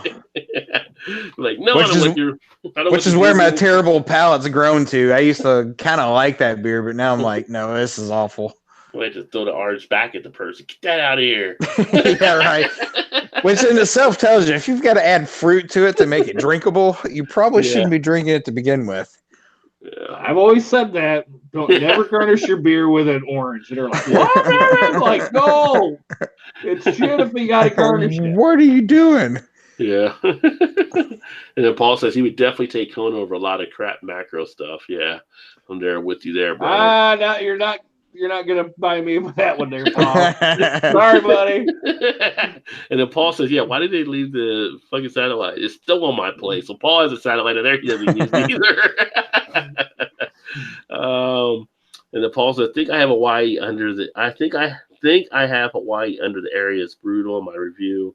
So maybe I can get some pennies back too. So yeah. Everybody just starts saying, yeah, I thought they were Hawaii. They're not Hawaii. I wouldn't be part of that lawsuit. And then he's pretty excited about the spam as well. So yeah. See, that's what I'm saying. I don't even know if I've ever actually had spam. Just come on, Rod. Even in college, I've never knowingly had it. Seriously? Now I could have been drunk in college and maybe had a spam sandwich or something and wasn't aware of it because I was drunk. But I mean, go this weekend to Kroger. Thing. No, Dad. Buy you a can of spam. Pop it open, cut up in some slices, and fry it. Dude, and you'd be I would do a can of Beanies Weenies before I would do a can of spam. Well, I could go there too. I'm just saying. Fried spam and get the old Kraft macaroni and cheese in the box. You can have your whole meal for like $3. Jeez, What are God. we good times now? What the hell? I'm not messing with no spam. Man. Paul, eat it right from the can. I love it. Yes. You can eat it right from the can. Just got to get the slimy shit out of the way first. Nice. Let's taste something, guys. And Paul knows what I'm talking about. The slimy shit in the can there. He says he licks the gel out of it. Yum. Yeah, the gel. There you go. That's it. The gel. Exactly. Cold out of the can and into the man. Well, it's like who's somebody who told us we did the hangout, like their kid will eat like the hot dogs cold out of the package. I'm like, I've never. It was $4.50, wasn't it? Yeah, $4.20. It was $4.20. Yeah, $4.20. Yeah. I was like the hot dogs. $4.20. The hot dogs are cooked, I know, but it's kind of like I don't know, just eat them right cold out of the package. And then someone said baked beans out of the can. You don't need to heat those either. Pork and beans. Yeah. Like just a regular pork and beans. I put those in the refrigerator and just pop it open and dip them with you don't chips. Heat them up? Really? No, nah. They're bad. I like them better when they're cold.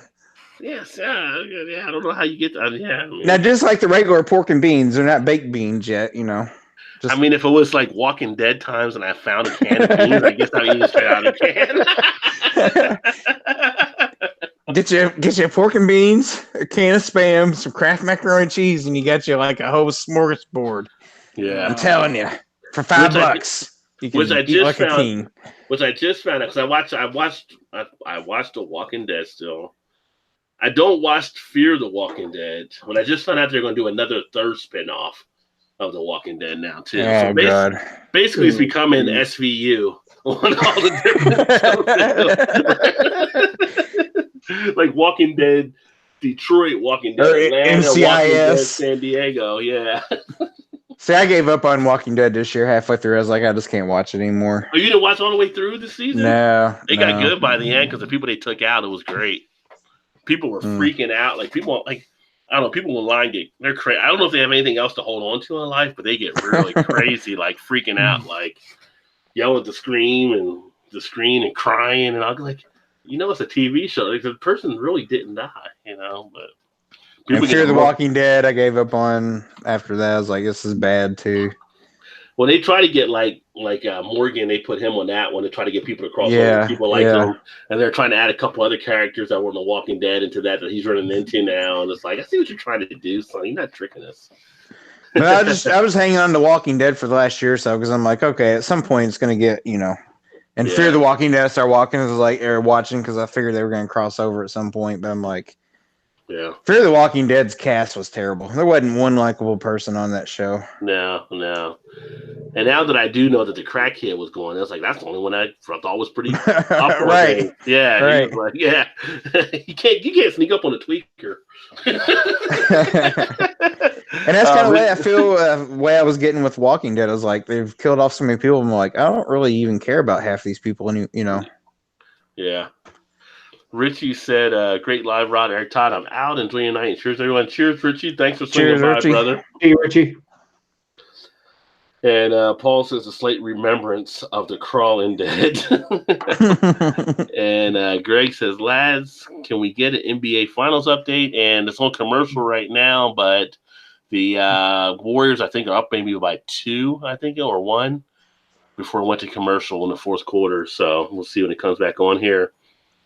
And Paul says they got 3 home runs and 7 field goals. So Paul being a great sports guru that he is. I know that series is to a point now. It's kind of like why stay invested almost, but it's kind of like The Walking Dead is like that sub card type series. You're trying to finish to get the free sub at the end, right? You're looking for the payoff. Right. You're looking for the payoff on it. And I was holding out so long. I was like, I've already invested all this time in it. I just got to keep watching it. And then it just started backlogging on my DVR. And I'm like, if I ain't watching it by this point, I ain't watching it now. So I just like, screw it. I watch way too much TV as it is. I don't need to go back and watch it. Yeah. So right now the Warriors are up 93-91. Just dropped in a bucket from one of the I forgot who it was that just made that shot, but yeah. Damn, you're Toronto's about 8:33. way ahead. Yeah. Yeah, it's going to be interesting going through the finish here. That whole last play, the last game, though, was like you only needed 1 point. I don't know how they ended up being as bad as in the spot they were. Yeah, like, right, Paul. It's like looking for the prize at the bottom of the box. Cracker Jacks. As a kid, what kid, sometimes didn't buy cereal because of the prize that was in there you're supposed to get. And then or the Cracker Jack box. You just wanted a little lookable tattoo that you could put on your arm. Yeah. Oh, wow. They're taking Clay out of the building. He's done. He's on crutches. Clay's out. Durant's out. Oh, here we go. That's what there's the excuse built in right there. So it'll be like, Curry, what you got? Draymond Green can't get a T because if he gets a T, he's out of the next game. He's already got 6 for the series or for the playoffs. Get the Dakota ring, right? Yeah. It was funny. Like, I don't know how you guys were when you got like a box and you knew there was a toy in there. You went in the box. Like, as soon as you got the box at home, you wanted to go in and get the toy. And my mom was like, don't go digging into it. You got to eat the cereal down to it. And you're like, I wonder. It's like you sit there trying to eat bowls. And, depending on what day of the week it was. If it was a Saturday, you get right after it. If it was maybe some other time, maybe to wait till next morning to start eating cereal. I don't know. But it was like, and they put it down the bottom of the box. It was like, you force them out, you'd be looking for that toy. Not there yet. Not there yet. Yep. Did they even put it in here? Yeah. I got screwed. Yeah. Toronto up by 1. Hit a big 3. Right. Spoiler alert. Oh, my bad. Todd's behind us. Oh. Van Fleet. Boom. What? Oh, they gave him that shot. Are you kidding me? All right. I won't tell you what happened. No, it's okay. What do you have? What do you have? Cable Spectrum? Spectrum. Yeah. I mean, you're literally like that shot just now went in. Yeah. Paul says drink more Ovaltine. Oh, he's about to donk on you. He says drink more Ovaltine. Ovaltine. That's like some Red Ryder BB gun back in the day. Christmas story. Yeah. I remember Ovaltine. I remember Tang. Tang, yes. Yeah. Tang. There was Tang and there was fake Tang that some people would have, though. I can't remember what it was, but it was definitely more watery than the real stuff. You'd be like, this ain't Tang. Yeah. What are you trying to pull here? It was almost as bad as the Drink-Aid and Kool-Aid that we talked about the other week.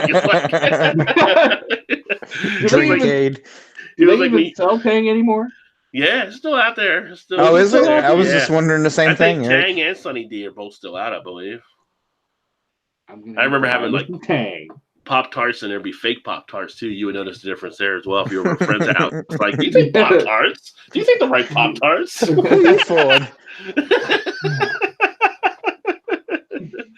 Oh, but it was dirty. I knew some parents like would they have friends that actually done it, but they'd take the fake cereal and put it in the box. Put it in the box. So instead of getting Cheerios, they were buying like Willios or whatever, and they would put it into the Cheerio box. Willios. Wait, something right here. What's wrong with the cereal? It was like McDonald's, right? Like it was instead of the Big Mac. Our local Meijer, instead of having their own version of like a Dr. Pepper and Mr. Pibb, they put it on with Dr. Pibb. I'm like, okay. You go for Big K though. You knew Big K when you had it. You gotta say Big K. It was Dr. K. Anything K. Yeah. In actuality, though, those aren't actually that bad for what you pay for them. If you drink them within a day, because you can't get them for long after. If it's open, the time is going. You gotta get that right. The clock's a ticking.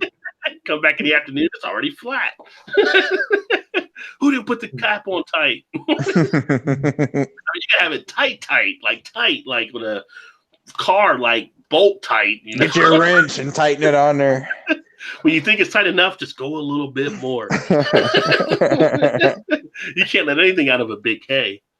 He says, Paul said, "Yep, both are still available. Name brand of Nothing Sons."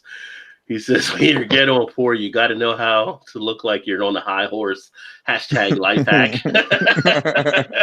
He says, "I have totally tricked my kids like that too." It's like these are like Fruitos. They're not Fruit Loops, but they're Fruitos. You put them in Fruit Loops box. Fruitos, that's right.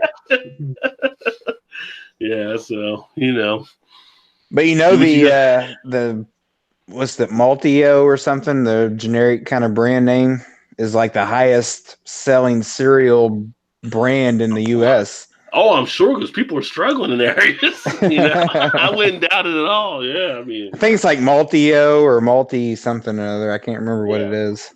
Well, there's a lot of stuff too that generic isn't that much off of the name brand. No, psychological type thing.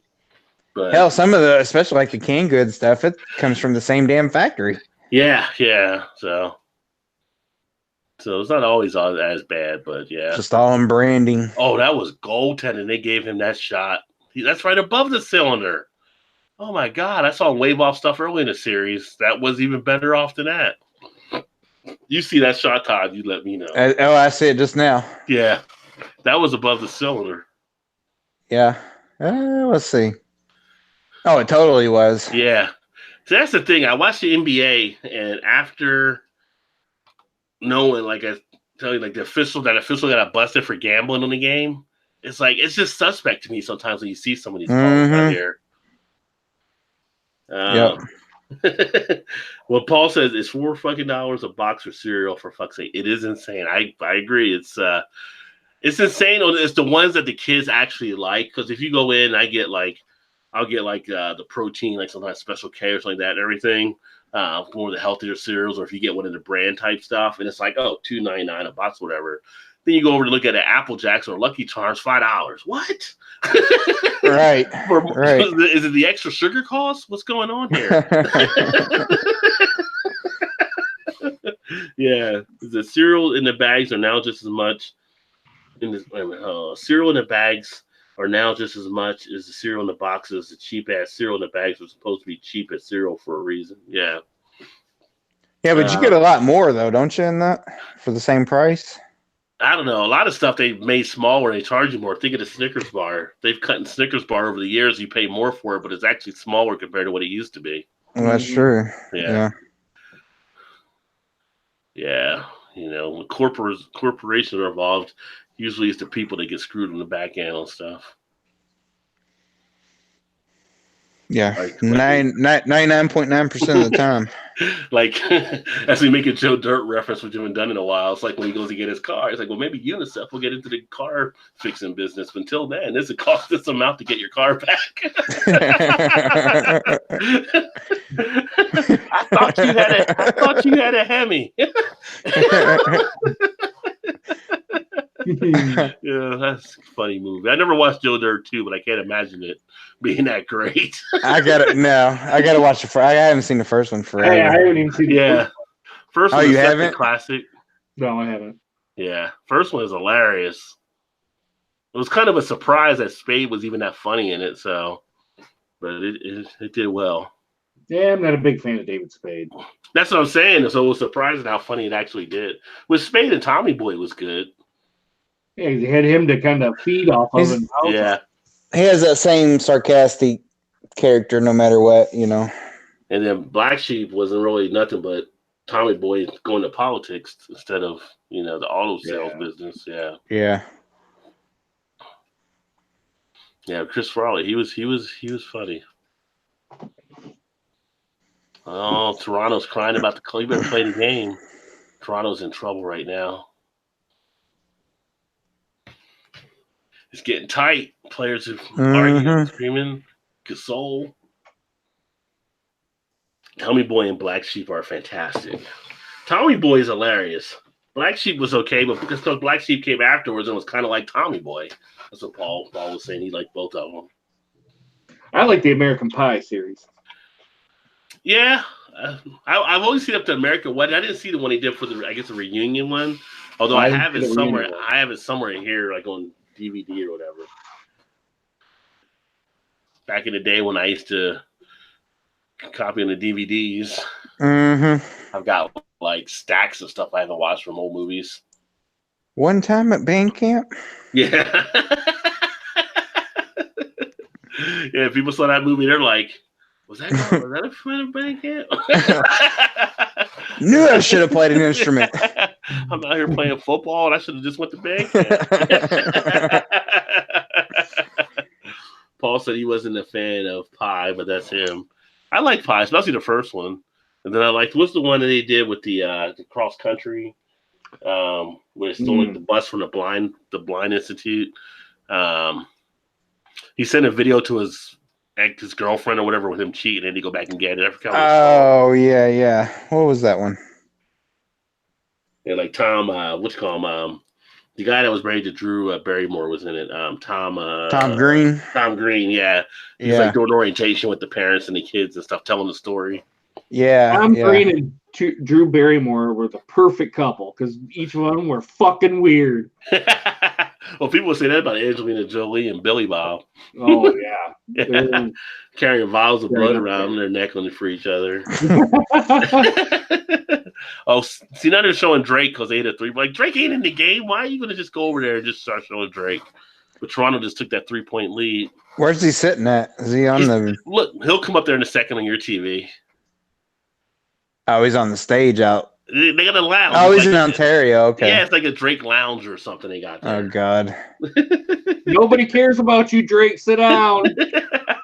It gets on my nerve. Like, it gets on my nerves when we're playing in Toronto, and he's like sitting at half court, and he just stands every time and is like waving his towel and whatever. I'm like, just sit down. Everybody knows who you are. You don't need to be on TV.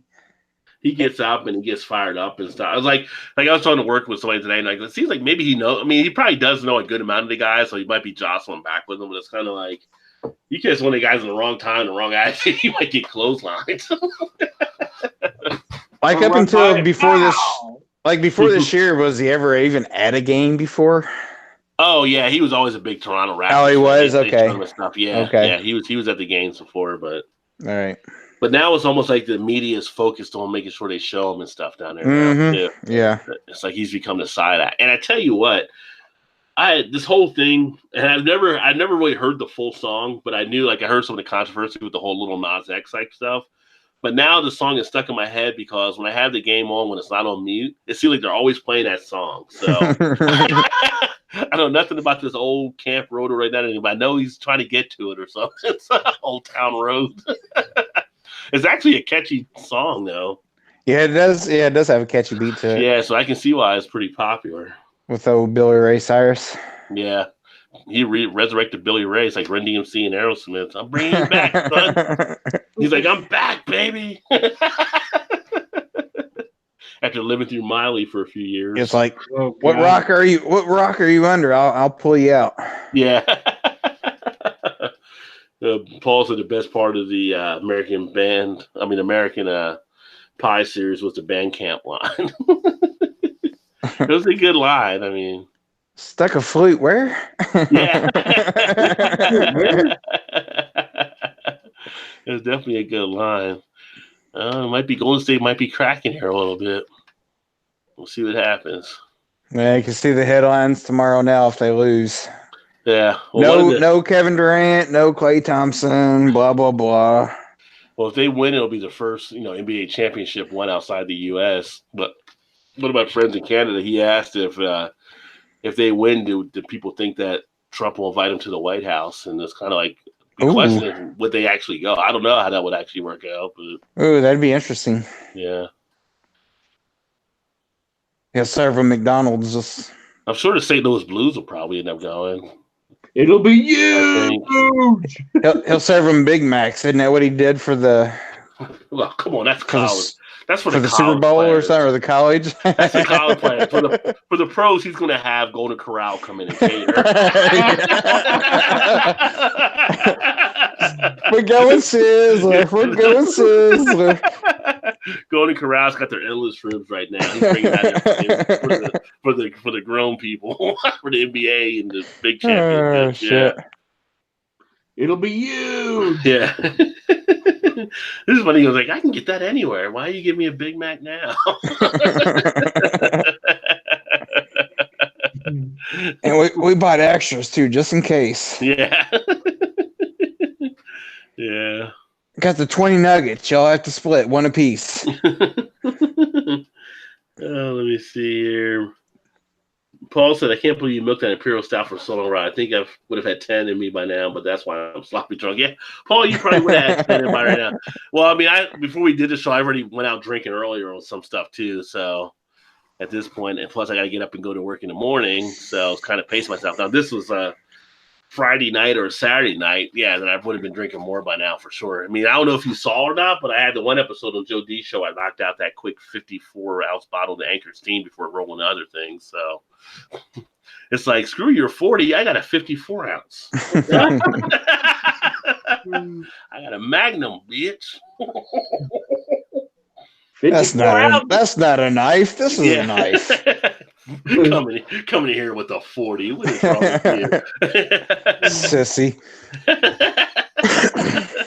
108, 105, 155 left. Crowd is on their feet.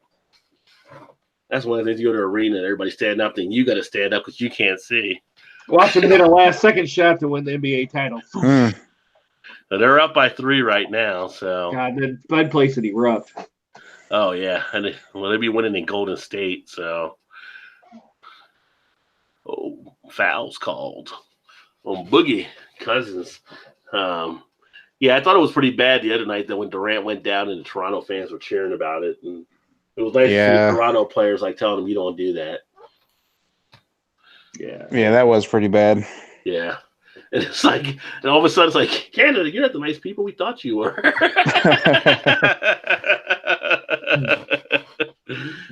Paul says torn ACL, eh? Yeah. Paul says 54-ounce winning. Yeah, it was a nice Anchor Christmas sale that I had there. I still got the Rogue Santa's Private Reserve I need to drink, which is supposed to be a pretty good one from Rogue. The only one? Yeah, I only got the one of that one at the time. Did you drink the champagne bottle of Miller High Life? Oh yeah, I did a review on that back in, I guess, February or so.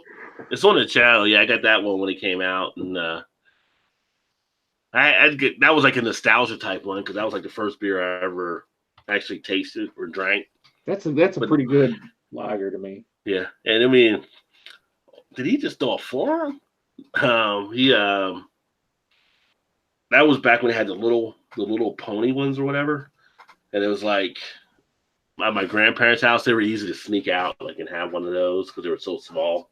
So, and it was like 8 ounces or whatever, however big the bottle was.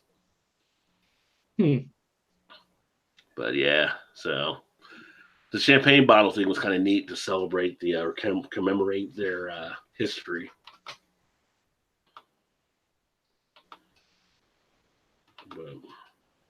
But yeah, let's see. Any of the other comments? No other comments right now. Those all still watching. Don't do that, Todd. Don't do that. Sorry. Stop the yawning, Todd. Todd, are you downloading? If I know some of the guys that watch. Oh shit! I forgot to do that while we were. Some of the guys that watch are actually gamers. So if you're watching on a PS4, make sure you check out that sale they're having on the games because they got some good deals and a few free ones as well. So, but yeah, you gotta download that one. I think it ends. I want to say like the 17th, maybe. What is that? Monday? Yeah. I think so. I got time. Yeah. I'll get it then. I'll do it tomorrow. Because you had to make space or whatever. Ooh, they made it within 109, 108, 42 seconds left and counting. Uh-oh. Oracles on their feet, trying to cheer on their Warriors. Warriors, come out and play. Come on, Toronto, pull it out. That was a classic movie back in the day. I still like watching that one. Which one? Warriors. You never saw the Warriors? I don't know that I ever seen that one or not. What? You never seen the Warriors? What? Mm-hmm. Oh my God, it's a classic. You know talking about the gang war in New York and stuff when the Warriors are trying to escape because they're accused of killing a gang leader, and the whole video is them trying to get home state. Oh man, you got to watch that one. It's a classic. You need to watch the Warriors, son.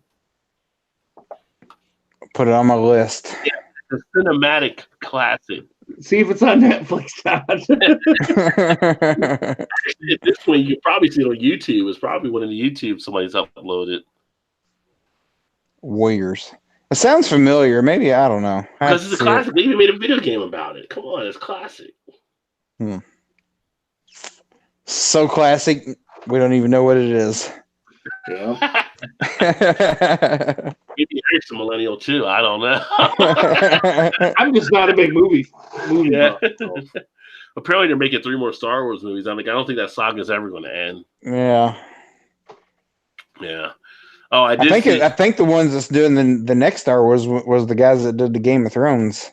Yeah, that people are kind of pissed off with right now. Yeah, which was anything like the last season, then Star Wars is in terrible hands. But there's talk that they rushed through that last season so they could actually go focus on the Star Wars. They want to get that done. And that makes sense because that last season sucked. So you didn't like it then? I mean, there was like one episode of the 6-episode last season that was actually good. And the rest of it was just like, it felt rushed. Like you build all this up for years and years and years, and all of a sudden it was just crammed into like 6 episodes. Just let me know. Did the little guy make it, or did he die in the final season? No, he made it. Yeah, okay. He was whenever I do like some of these stupid profile type things, the little guy always comes out to be, this is who you'd be similar to. And my wife was like, yeah, he is kind of a dick at points. Like, well, there you go. He was funny though. Yeah. Your wife watched it though, right? Yeah, she watched it. She wasn't as happy with it in the end either, but she wasn't as crazy as some of the other people that have been putting stuff out there about it too. But no, I mean, I don't think it was as bad. Yeah, I don't think it was as bad as people were saying, but it definitely didn't live up to what it should have been compared to the other seasons anyway. She definitely felt like it was a pulled together crap show at the end now. Mm-hmm. I would agree with that. Yeah, so how it ended up finishing. But it felt rushed. Like everything that it built up to could have been probably 2 more seasons, and they crammed it all into like 6 episodes. Yeah.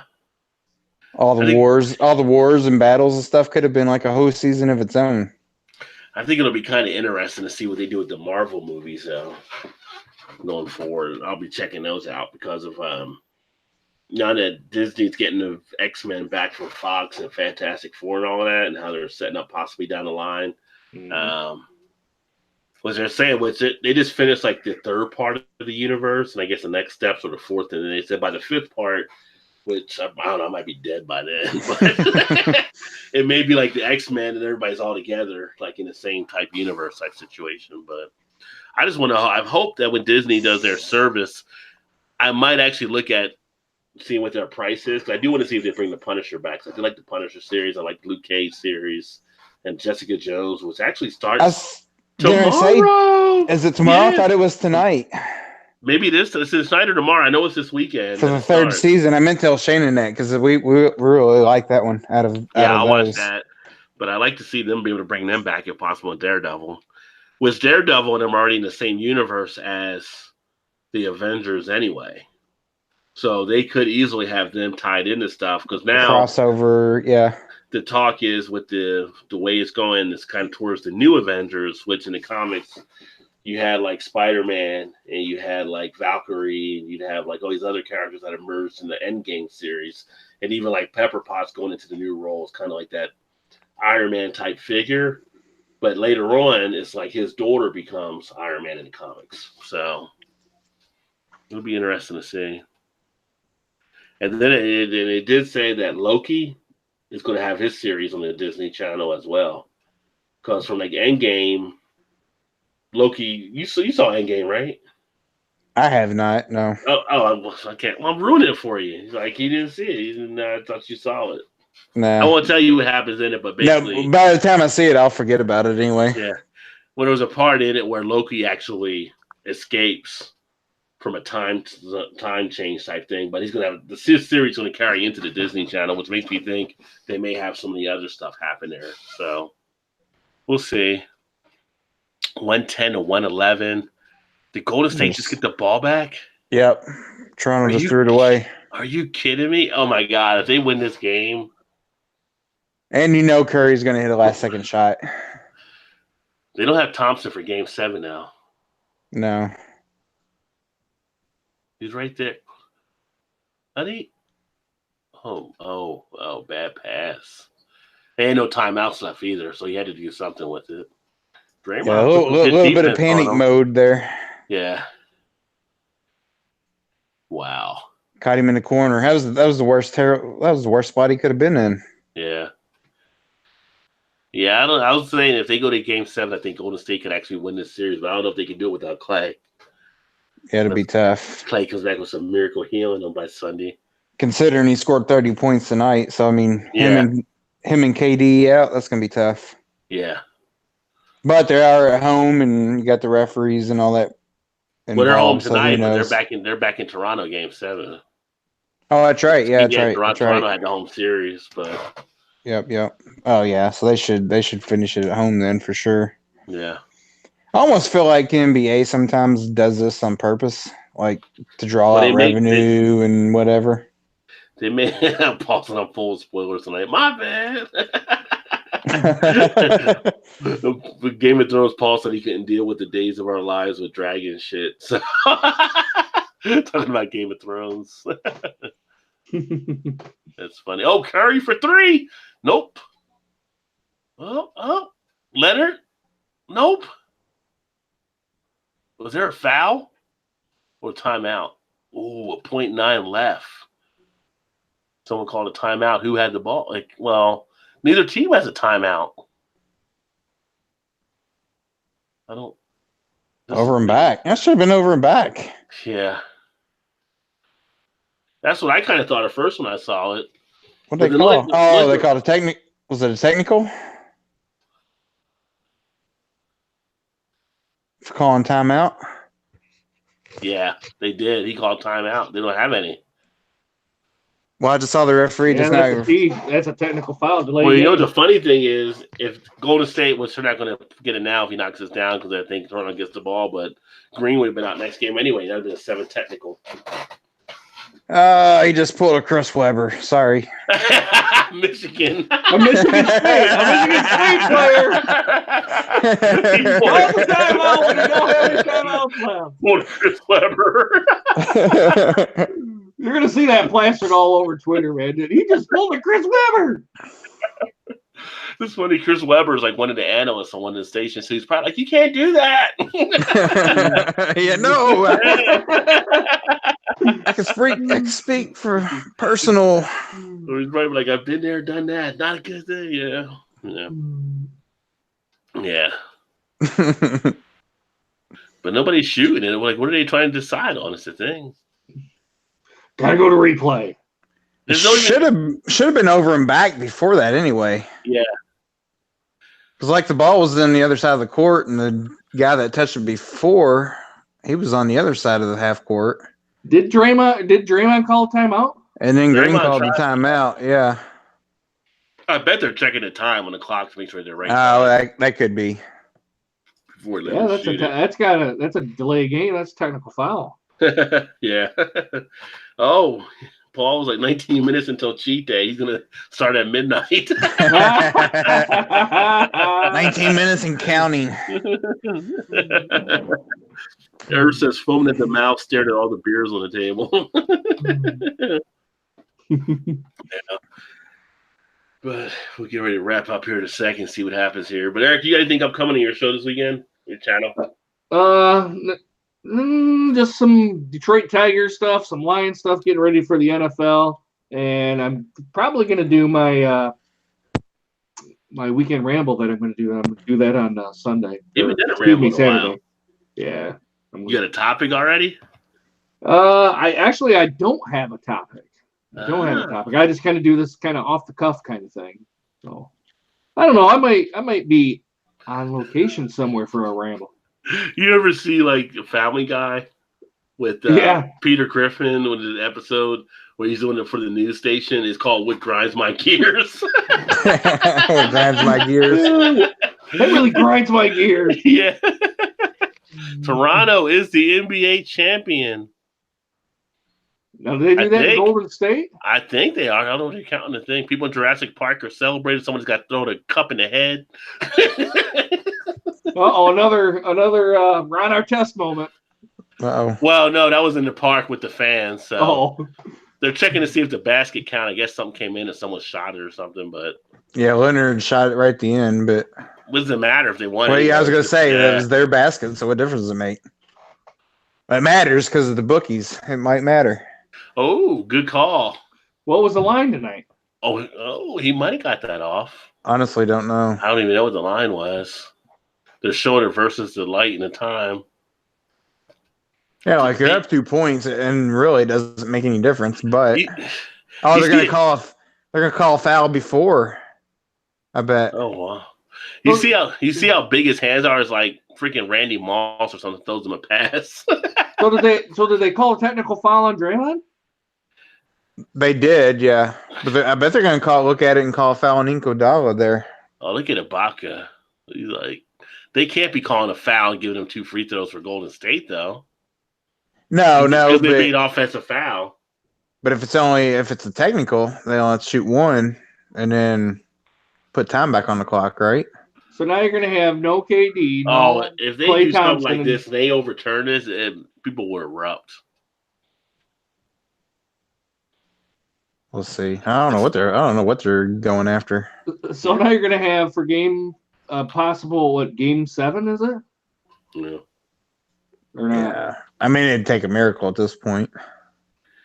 I think Greg is like, we the North. He's a hashtag we the North. Like, I don't know why this game is not ending. It's like Toronto should have won the game. Right. Like, what are the refs doing? The refs have to have money in the game doing whatever they're doing here. Yeah, they're trying to figure out any way to prolong it, get a chance to have some kind of spectacular ending. Paul says, now we can only learn to win a hockey match against an American team. Talking about the Canadians. And he says he's gonna make this day count. He's gonna get after with some beers, I think. Should be some good video from Paul. Hope you're doing some reviews and everything. Greg said you already know Greg's gonna be the biggest dickhead on the planet. Yeah. But in Toronto, you guys might be getting all kinds of, I don't know, if you're near where he's at, probably throw some big party or something at one of the places. No, be careful there. It's Eric's boy. Drake? Green. Draymond? I'm not a fan of Draymond. So they put .9 back on. And now I was going to say they were calling, I think they were calling a foul before the actual play took place. So if he hits this next one, it's 114, 110, he's done. Although I think you miss it, though, because they have no timeouts, right? Just miss it on purpose. You could miss it on purpose, too. Well, yeah. But now it doesn't matter. So he hit it at the 114. So give it to Curry. Give it to Heave. Now it's over. Toronto, you are the world champions. Enjoy your Big Macs in the White House. Taco Bell. Yeah. No, enjoy the Golden Corral. The Golden Corral catered. Or maybe they might go the extra mile and get Carl's Jr. Actually, for Toronto fans, and they've had some good teams but couldn't get over the hump. I'm actually happy to see them get a championship there finally. Good for them. Man, why do you, like Todd said, why do you got to prolong that shit for? That's like the NFL at times, though, too. That was the longest 0.9 seconds in the history of sports. They killed that American Football League they were doing, the American Alliance or whatever. But I tell you what, when you saw the behind the scenes stuff and how they were doing it, like instant replay and all that, you're like, what the hell was the NFL doing? Did you read that article I posted on Twitter, Ryan? I didn't see the article. Oh man, you're gonna read that, you're gonna be like, what is going? It's huge and it's long, but you're gonna be like, what the hell? Yeah. Oh, they pulled the plug on that? They pulled the plug on it, but it was like everything was so transparent. You had to wonder, like, why does the NFL take so long to do stuff? I'm not gonna spoil it for you to read behind. You're gonna be like, what? Like they went to an instant replay and they go to the booth and the guy's like, oh, I have this, this, and this, and that's the call. And it was like instant replays done like in 40 seconds. Versus the NFL takes forever. And then like the camera they had in the field and how they get challenged, that was just so much better on how they did some of those things, which I think they'll probably try to incorporate into the NFL now. Yeah, you would think. Yeah.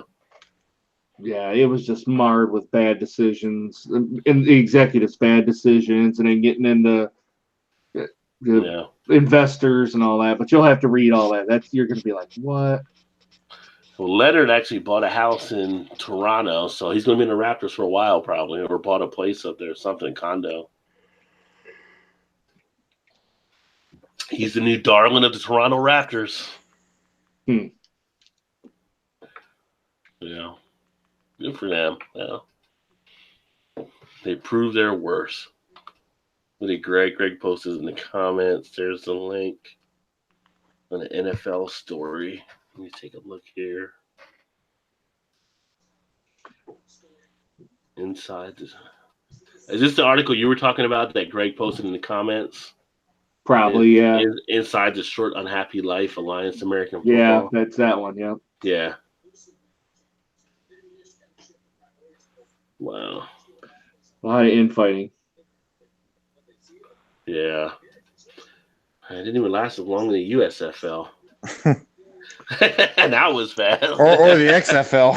Or the XFL, which is coming back for the second time here in January. Yeah, it's coming back, Todd. It's coming back. Especially by the article.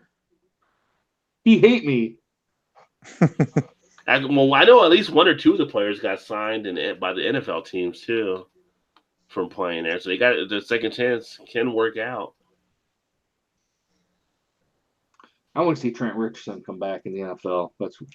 He was a man amongst boys in that league.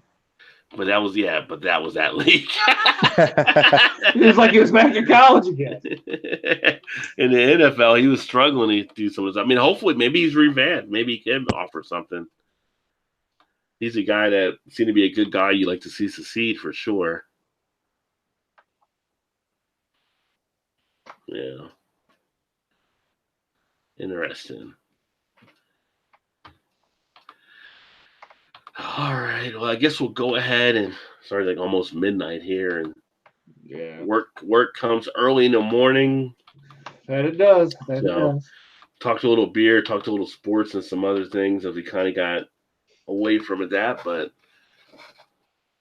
Greg said yes from Eric's Twitter, so you pulled it from your Twitter feed there. Awesome. But thanks for everybody that partook tonight on the show. Eric, do your thing. All right, guys, if you had too much to drink, please get a designated driver. You guys should know my spiel by now, but if not, I'm going to say it one more time. Guys, please do not drive home drunk, because if you do, you're going to get pulled over by the cops. They're going to make you do the stupid sobriety test. Then you get a free ride to jail. And then you're going to have court fees and then possible prison time. And then if you hit or kill somebody, you know you're going to be in the slammer for a while. And if you kill yourself, all you've done is hurt family and friends and put yourself 6 feet under. Just sleep off your buzz, get your car the next day. Get an Uber, a taxi, a Lyft. Have someone at the bar call and get you a ride. Have the bartender call for a cab for you. Just something so you're not having to get back into the car.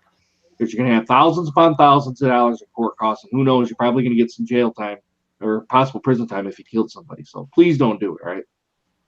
Yeah, so take care of yourself. Don't do it. Be responsible. Responsible drinking, be an adult. And cheers to all you Raptors fans, to Greg, to Chris on Off the 10th, to I don't know if Albano's really a basketball fan or not, but he's in Toronto area. Is Redbeard a big Toronto fan? I don't think Redbeard does any sports, really. Except for curling. Oh, yeah, curling. Yeah. I'm sure he'll go to the parties and everything. Greg, I know if you're a Raptors fan, I know you're really into the game there. So if you are, then congrats as well. I'm trying to think of anybody else. Chris was the one talking about the most for Off the 10th about the Raptors. So he was really pretty pumped about it. So, but good series. We've had a hockey champion this week. We've had a basketball champion this week, and I got really no sports to watch for a while. I mean, I could kind of watch baseball, but yeah, college. Well, West Virginia, they disappointed me last week when I was in Dallas. They were ranked 15. They ended up blowing a 8-run game. The life of a West Virginia fan, against I forgot who it was, came back and beat him with a home run and a grand slam, like at the end of the game, and it's like, really? That's just how it always ends. Was it Oklahoma State? No, it was Oklahoma State. It was like an SEC team, I think, that got them. Mm. I don't think it was Florida though, but I think but they were like it was the double elimination game, and they should have had it won and locked up, and they gave it back to them. So Yeah, the other team, I should say that gave it back. The other team definitely earned it too. So Yeah. but I mean, at this point, it's kind of like, yeah, I don't know what I'm going to watch from there for sports. I mean, I'll watch maybe some of the golf stuff on some of this Saturday or Sundays, but I'm going to watch a little college softball and baseball World Series. baseball. Oh, it is summer, so beach volleyball will be up on some of the channels. Yeah, so I like where your mind is, brother. which often I will vote for Brazil. I mean, I like watching Brazil play. I mean, it's the colors. It's all about the colors. All about the green and yellow. Oh, we do. Well, actually, we do got the World Cup, right? So you got the defending champs, the U.S. women, for the World Cup right now. Which they put an ass whipping on Thailand. That's what I was going to say. Just see, it was like 18-2 or something like that, wasn't it? No, it was like 14-0, I think, or something. That they didn't unless something happened later on in the game. I know when I saw it was like 14-0, but I mean that was like an ass whooping. It's almost like they scored more points in that game than most teams will score in a whole daggone tournament. Yeah, combined or a whole season. Yeah, and the way it works with soccer, I believe too, like how much you score in a game actually goes to your tiebreakers and stuff down the line too. So if you got a bunch of goals, it kind of sets you up nicely as well. So when I think they scored 9 yesterday. Well, yeah. I know so right they've got like 20-something goals in like 2 games. I think the women do better than the men's do for soccer as far as when they're playing on the national stage like that. So got that going on, and outside of that, be drinking a lot of beer. But thanks for everybody again that tuned in. Make sure you check out Eric's channel, Eric and Lions Fan. Make sure you check out some of the people here in the chat, like PA Brew News, who will get back to doing some painting, and also some of the beer stuff he'll be doing sporadically, because I'm thinking tomorrow being a cheat day, he may have some stuff he may throw up at some point for some beers to actually try. And then who else was in here that we had? I got to scroll back now. Oh. Let's see who else had a channel on here. Donner Pass Whiskey does some whiskey stuff, I thought, on his. And I don't know if Drewski Brewski has a channel. Drewski's on a lot of other people's channels, too. But anyway, good people. I'm going to go ahead and wrap it up. I'm going to go get some sleep. So I got to work in the morning. Who knows? Maybe a hangout this weekend. We shall see. I mean, last weekend, everybody seemed to have a good time doing a hangout. We had a little bit of a blast. I ended up getting a full panel. We did it last weekend. So who knows? We may put something up this weekend. I may do a little bit more gaming, since some of the people that like the game and stuff like the videos as well. Tomorrow, I will have a review up as well. And then Saturday, but Sunday, you want to make sure you see the next Beer Tuber Spotlight, which will be of Joe from the Beer Patrol. And then I'll start getting some more of those done as well. That all being said, thanks for everybody watching. Look forward to catching you guys next time. Keep drinking those good craft beers. Remember, there's always time. Always time. Get your beer on. Cheers, everybody.